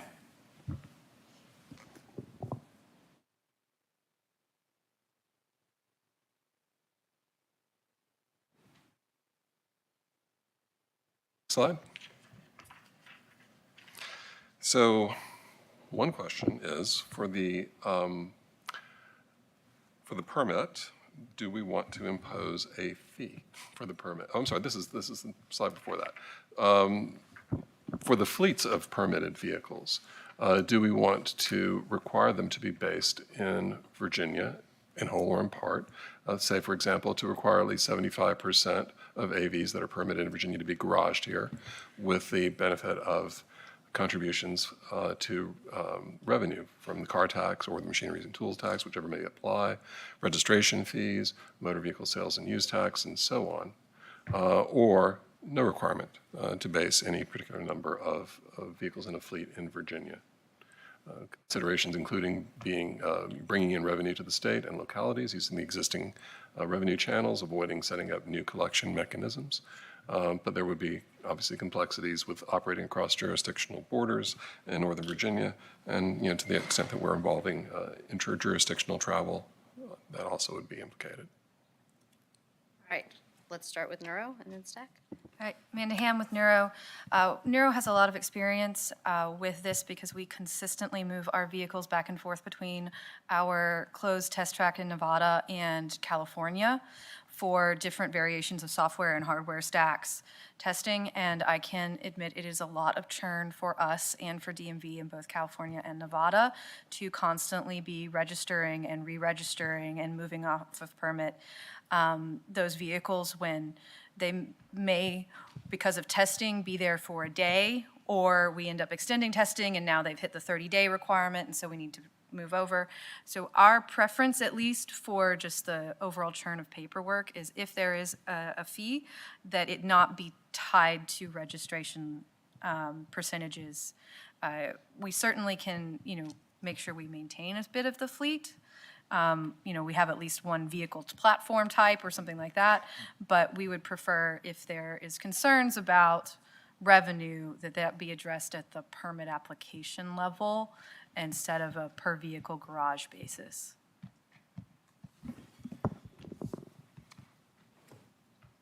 Delegate Glass question. Delegate Glass? Yeah, I was going to ask the question about the kind of little bit of bluntness about the 75%, where that sort of came from as an option, and then were other maybe incentives considered, like having Virginia depots or the number of employees that they have, or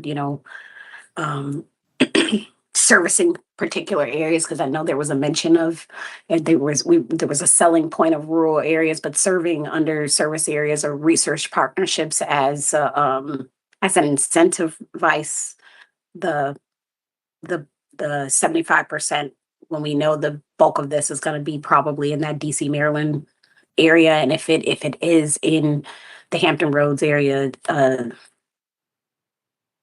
possibly boundaries with North Carolina potentially. So on your question on requiring number of employees or requiring depots, which would trigger employees, that we will consider in the labor options, which we'll get to next month, but it's a very good point. This one was specifically to address concerns that car tax in particular, but then associated taxes and fees, not jobs, but the money that localities in the state makes itself could be negatively impacted if the fleets were registered, say, in the company's home state, but they were operating vehicles here and displacing, let me say specifically, displacing vehicles that would be purchased and registered here in Virginia. So if I can ask a question, so how, and this is Delegate David Reed, how do we do this now for rental car fleets that are either at an airport or a rental car fleet that is not at an airport and is in my district? So there is property that I'm assuming is having to pay real estate property taxes in Loudoun County, and then there's 100 vehicles that are there that get used because somebody's had an accident and they're using. So how do we address that now? This is Patrick from DMV. We don't regulate the rental car industry, but my understanding is that the tax that's levied on rental fleets is the merchant's capital tax. If there's anybody from localities who can speak to that, I don't know. And we'll get into the transaction tax in just a minute. Right, but again, I mean, that real property that is there for that depot, I'm assuming they're paying a real property tax rate to Loudoun County based upon the value of the property. We will find out.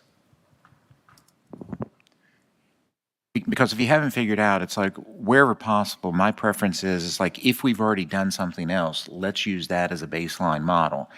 And if we're talking about having vehicles that are at a depot somewhere, maybe it's in Loudoun County because it's in Northern Virginia, and then maybe it's down in Norfolk where Delegate Glass is because it's centralized.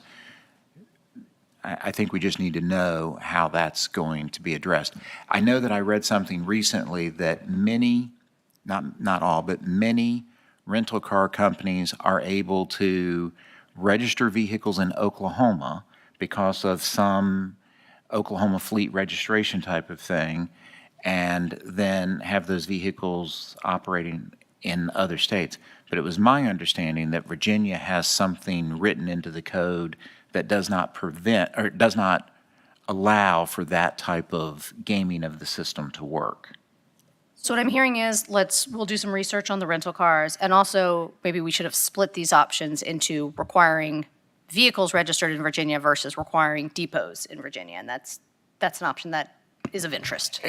Because again, I think that going back to the question that came up about the local stuff, I think, again, if it's local property in a jurisdiction, it's going to have to meet local zoning, noise ordinances, all of those other type of things for a depot. But I think we do want them here so that we can have the jobs that go with it. And then the cars are a different item. Deputy Director? Yes. Hey, this is James Hutzer from the Association of Counties. I'd say on the question of taxes, right? We've asked localities how they feel about autonomous vehicles and all this fun stuff.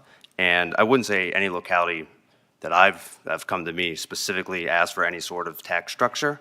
But the one thing that they all agree on is that there should be some sort of money generated from this technology coming to Virginia that should go towards upkeeping and maintaining our roadways. I mean, as everyone knows, roads are, they're in pretty good shape. I really applaud VDOT for their work, but we could always use more funding. Localities always have more infrastructure projects they want to work on, and we do believe that there should be some sort of mechanism to keep that this technology coming to Virginia should contribute to our transportation funds.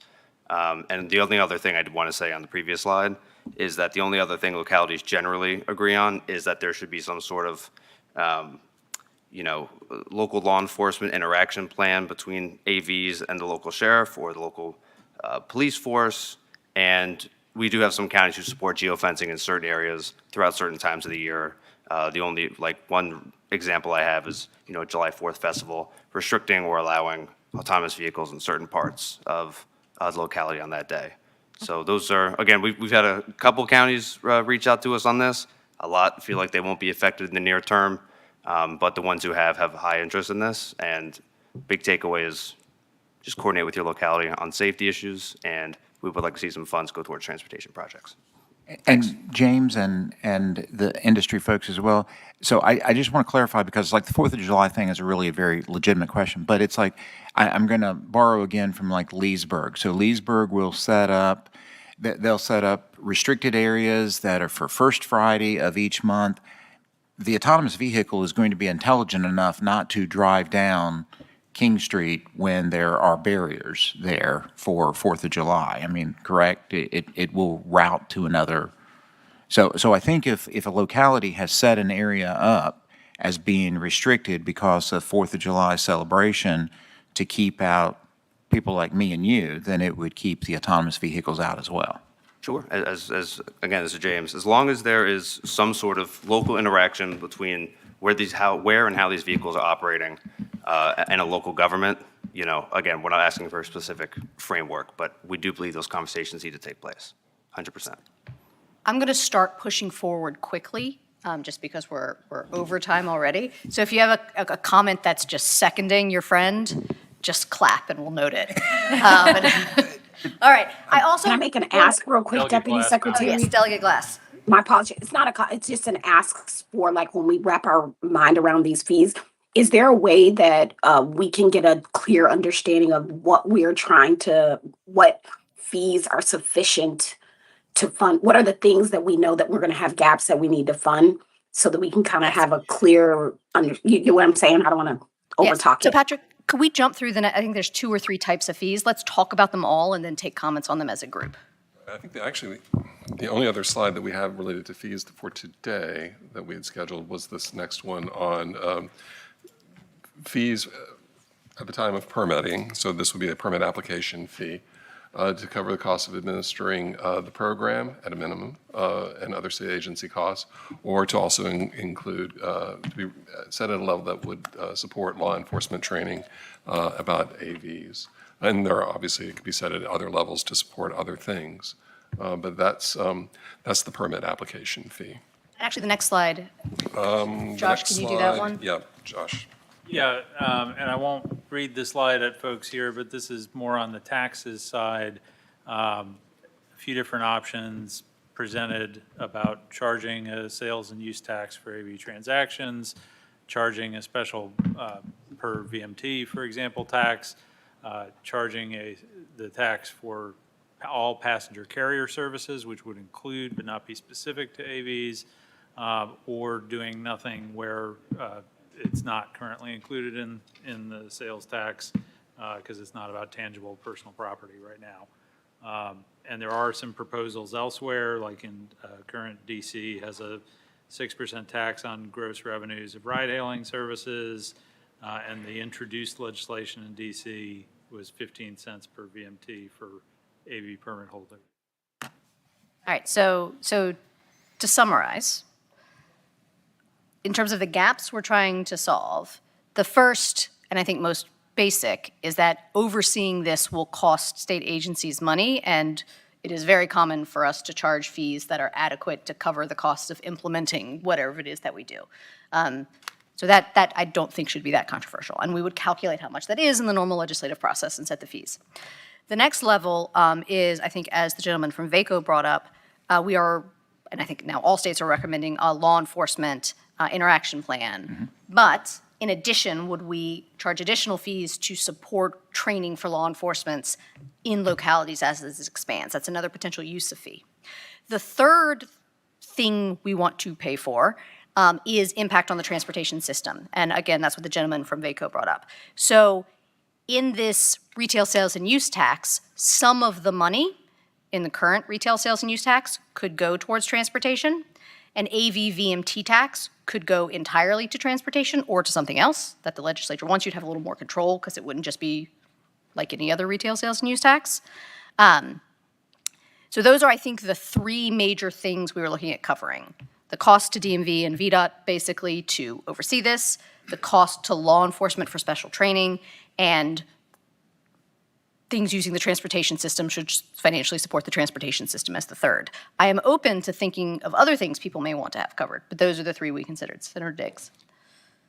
So I understand the fees of establishing a new program and regulations and all that, but as far as just basic taxes, the way I kind of see this is we're really going to look at this differently on whether somebody's, a human's driving it or not. I don't think we should be looking at who's operating the vehicle. It should be what function are they serving? Like, we're already regulating taxi cabs that cross DC to Northern Virginia. We're already regulating tractor trailers that drive through Virginia, rental cars and all that. Shouldn't it'd be irrelevant that there is no driver. We should be taxing them on what function they're providing or just treating them as any other vehicle that has a driver.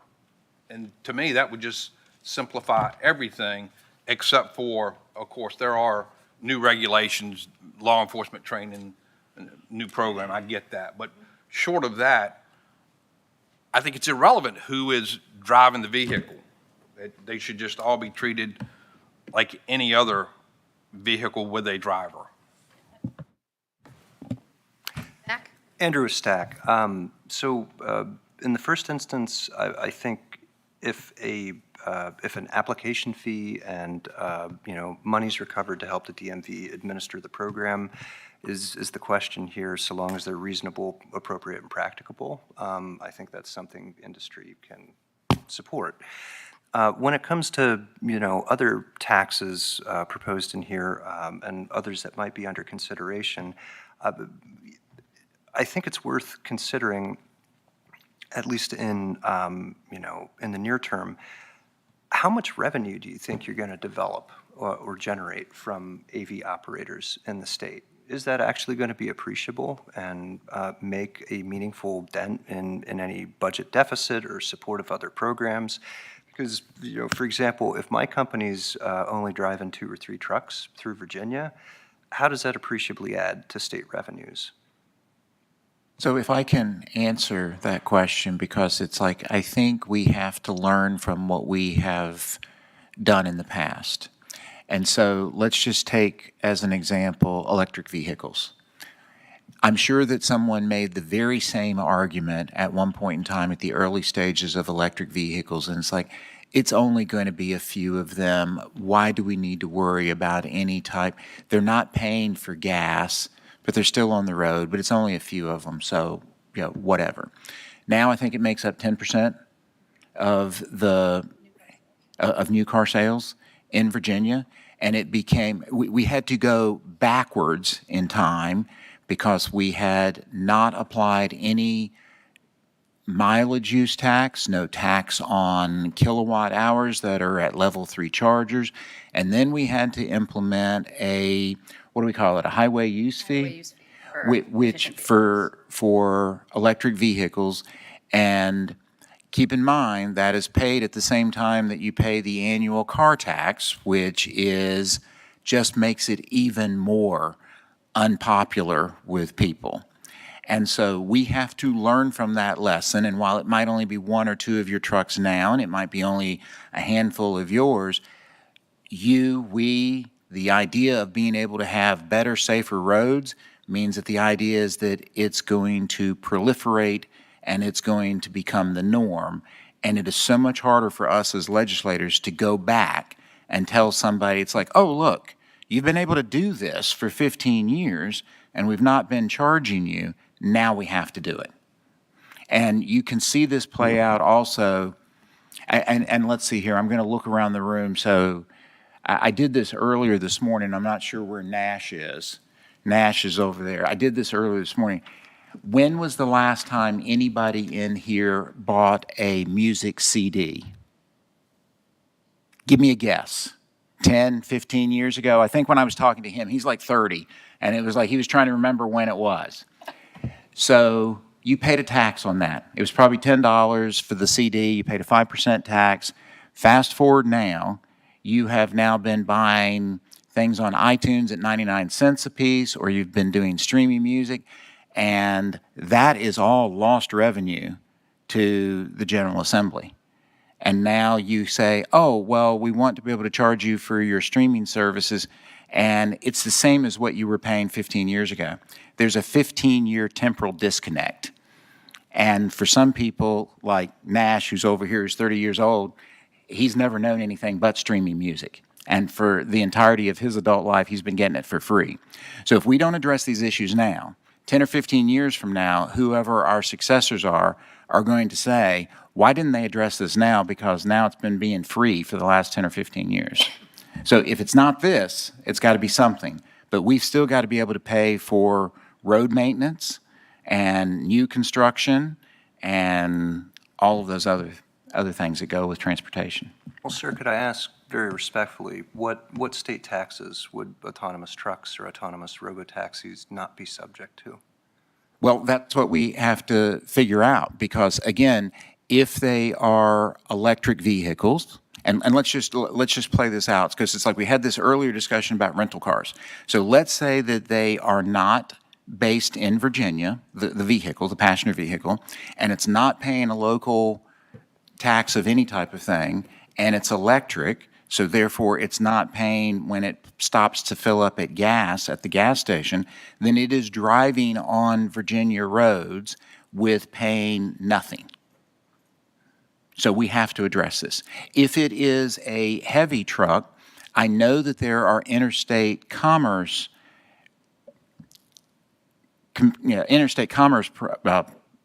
agreements in place that if you are driving on the road and let's say you fuel up in Southern Virginia and you drive the 325 miles up Interstate 81 and then you fuel up again in Pennsylvania, whatever the tax is for that, the 90% of that is going to be going to Virginia.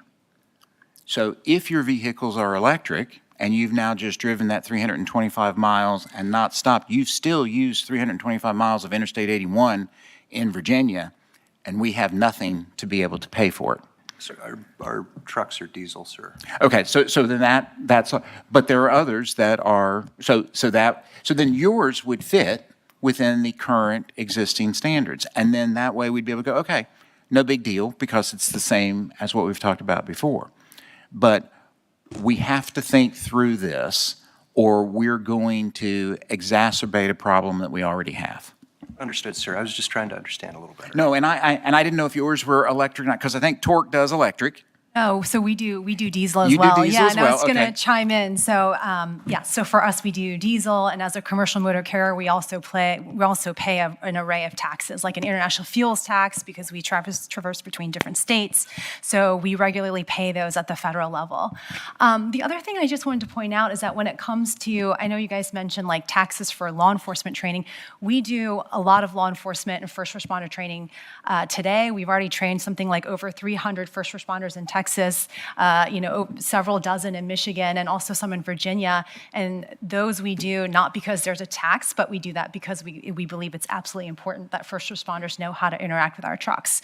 So I think, if there is going to be a fee, we should sort of think very carefully, like what really is the intent of that fee.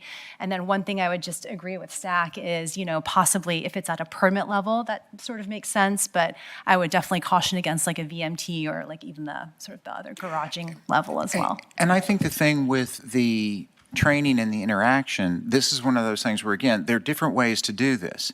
It's either that we write into the code or the regulation that says you shall do this, and then you do it out of your own cost of doing business. But many of the discussions that we've had around the table today is questions about, well, what happens if somebody is gaming the system? So we could, because I used to do training, we could say, oh, you have to do the training, and then you get in front of everybody and go, okay, here's the answers to the test, and now I'm going to provide the training. I've checked the box, I've done the training. So I wouldn't expect anybody to do that. But again, one of the things that we have to constantly do is we have to understand the primary, secondary, and hopefully the unintended consequences, and then how somebody's going to abuse the system. And we have to write our code or our regulations accordingly. And so, again, I know about how fuel charges are, taxes for those are shared amongst the states because there's an existing interstate commerce pact. That's not really the concern. It's the concern about, again, and we started down this path with electric vehicles and had to go back, and it's not fun. DMV, correct me if I'm wrong. If we're saying the fleet operators have to be SEC Virginia companies, which we said earlier is our recommendation, I believe that there is a regulation that if they drive in Virginia more than 4 times a month, 4 days a month, they need to register the car in Virginia. Would that trigger all of our car taxes and property taxes if we leveraged, again, this is the benefit of not balkanizing, if we follow through on that. Are we effectively saying vehicles that drive in Virginia need to be registered in Virginia and thus pay car tax and all this kind of stuff?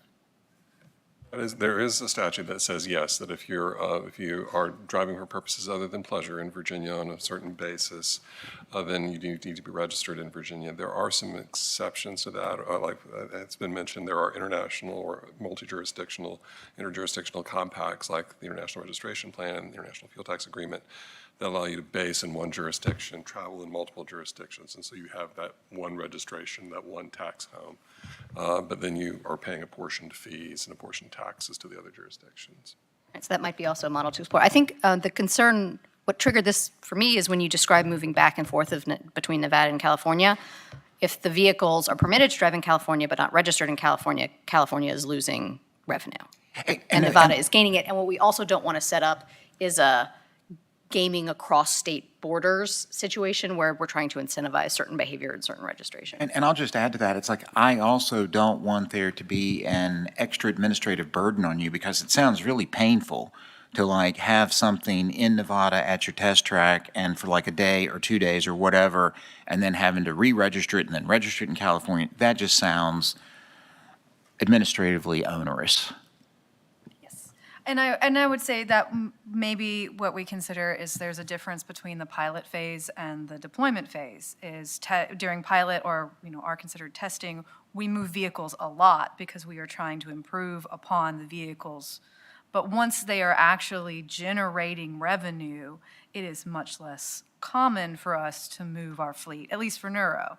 So again, that could be another option, is while pilot phase is going on, and actually it does encourage us to send our newest and best vehicles constantly and update them during the pilot phase. So there's options there that I'm happy to, give our experience to DMV outside of.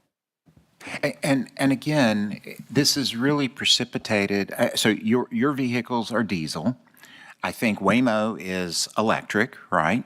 Tesla, they've left, they're going to be electric. So you see, we have this kind of bifurcation where it's like we created a problem with electric vehicles and not figuring out a way to be able to have them contribute to the road maintenance that we now need to address. And we need to not perpetuate that problem when we have autonomous vehicles that happen to be electric driving on Virginia roads. All right. What, I saw Michelle over here. I'm sorry, it's your meeting, that's but it's okay. like, it's the old trainer in me. Yeah. Thank you. And for those online, Michelle Satterlin on behalf of Volkswagen Group of America. I want to thank you all for this very in-depth conversation. And as we're talking about permits and we're talking about taxes and we're talking about additional fees, I want to underscore that there is an industry, and we want that industry to come to Virginia. Volkswagen Group also owns Moya America, which is a ride-hailing service. We're doing testing and validation in Austin and in Los Angeles. But if we see a state that has a level of permit fees, a level of extra burdensome steps, a level of taxes that other states don't have, we will have to give serious consideration whether to come to that state. And so I think it's an important point that as we're discussing all of this, we continue to look at the business aspect of it as well. I think it was Delegate Glass who said business wants predictability, and certainly we do. So DMV, you've done yeoman work here. It's, you've put a lot together. But I think it's important that we keep in mind the impact on business and the industry as a whole as we seek to grow Virginia in this space. So that's my comment. It's sort of a summarizing, but thank you all. And if I could just quickly add one more thing. Benjamin with AT Local 689. One, understood the perspective and concerns raised across the table from the industry representatives, but we support a tax for the privilege of AVs operating in the Commonwealth. supportive of going through the three scenarios laid out before, as well as an additional optional path, and that would be support workforce transition. And happy to discuss the workforce transition aspect at our next session, so I know we're short on time, but I just wanted to note that for the record. Thank you. Thank you for following my directions, Teamsters. All right, so trial attorneys have left. So I want to, for the record, Josh, have you go over the liabilities and disputes thing. I suspect I'm not blaming them for leaving. We're like 35 minutes over. It's totally fine. I had it on my calendar for 4, so Well, I'm great. comfortable. All right, so can we talk through that? Understanding we may have less of a debate than normal on the liability, and then we will wrap on the oversight committee, so we're almost there. Sure. So And I can stay till 5 if anybody wants to talk to the Secretariat personally, yes. So we do have a slide on the question that arose and received quite a bit of attention and heat during session related to terms of service and arbitration and forum selection clauses. As it passed the Senate, the bill this past session would have barred those. There are some examples, depends on the different companies and different terms that you could look at. And so the essential legislative options, the risk associated is that will be preempted. So it will not actually wind up being effective under federal statutory law as it's been interpreted by the Supreme Court. And so the options as listed here are to enact language similar to that was in the Senate version, remain silent, look for other general contractual principles that could be applied in this circumstance, because that is some of the language that you see in federal case law, or take a different tack entirely for the consumer protection or other goals that were behind this language. I feel bad saying this without our trial association guy here, but I'm sure he would respond. If the General Assembly wants to address arbitration, it would be our preference that be done broadly under the state's whatever its arbitration statute is, rather than have specific anti-arbitration carve-outs directed at one single industry. That strikes us as perhaps a bit unfair. Great. Okay. And Volkswagen Group, we echo that as All right. well, just so on the Industry passenger caps. side. Thank you. All right, oversight. It's the last one. Yeah, so our last discussion slide here is about what do you do on an ongoing basis with respect to whether you have a committee. This group will end when the report is done in the fall. So legislatively, do you want to establish a body? Is it just an interagency coordination group that, nonetheless could interact with external people and stakeholders, but would just be composed of agency personnel? Or do you want a more formal ongoing advisory body that involves appointees, maybe legislators, et cetera? That is not cost-free, obviously, but, administrative costs could be factored in the legislative process as normal. Quick before Reed comes back. Mm-hmm. This is scheduled to have a report, and in order to do something else, we would need to do something in the So this group, so the schedule is next month. We hope that the legislators, the voting members of the group, will vote on some of these options and will improve them based on this feedback. That would comprise what we submit as recommended draft language, in addition to lots of other reporting that all is supposed to be to y'all by November. Y'all, the legislature, you, the working group, will see it much earlier. Then the working group is officially over. So to continue it would require, I guess, either extending the legislation that created it in the first place or putting it in the new legislation. And I think we're gonna have to do one or the other.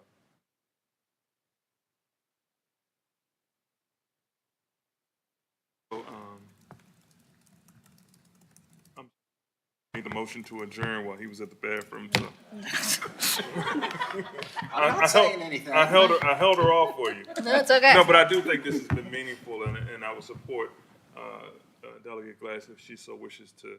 I think the proper way to just be or something new, and to kind of call parts you mentioned, and sort of move the new work group or commission to whatever. I think we need to have something ongoing because I think this is just the starting point. I think most other states have come to that conclusion. Anything else pressing? Again, I'm happy to sit here, hear your details. I'd love to see more reports. Whatever you've got, I'll stay. But I want to release this large group who has shown up for a complicated, technical conversation on a Friday afternoon in the summer. I appreciate it so much. So thank you all for being here. And thank you, remote members. All right, we're adjourned.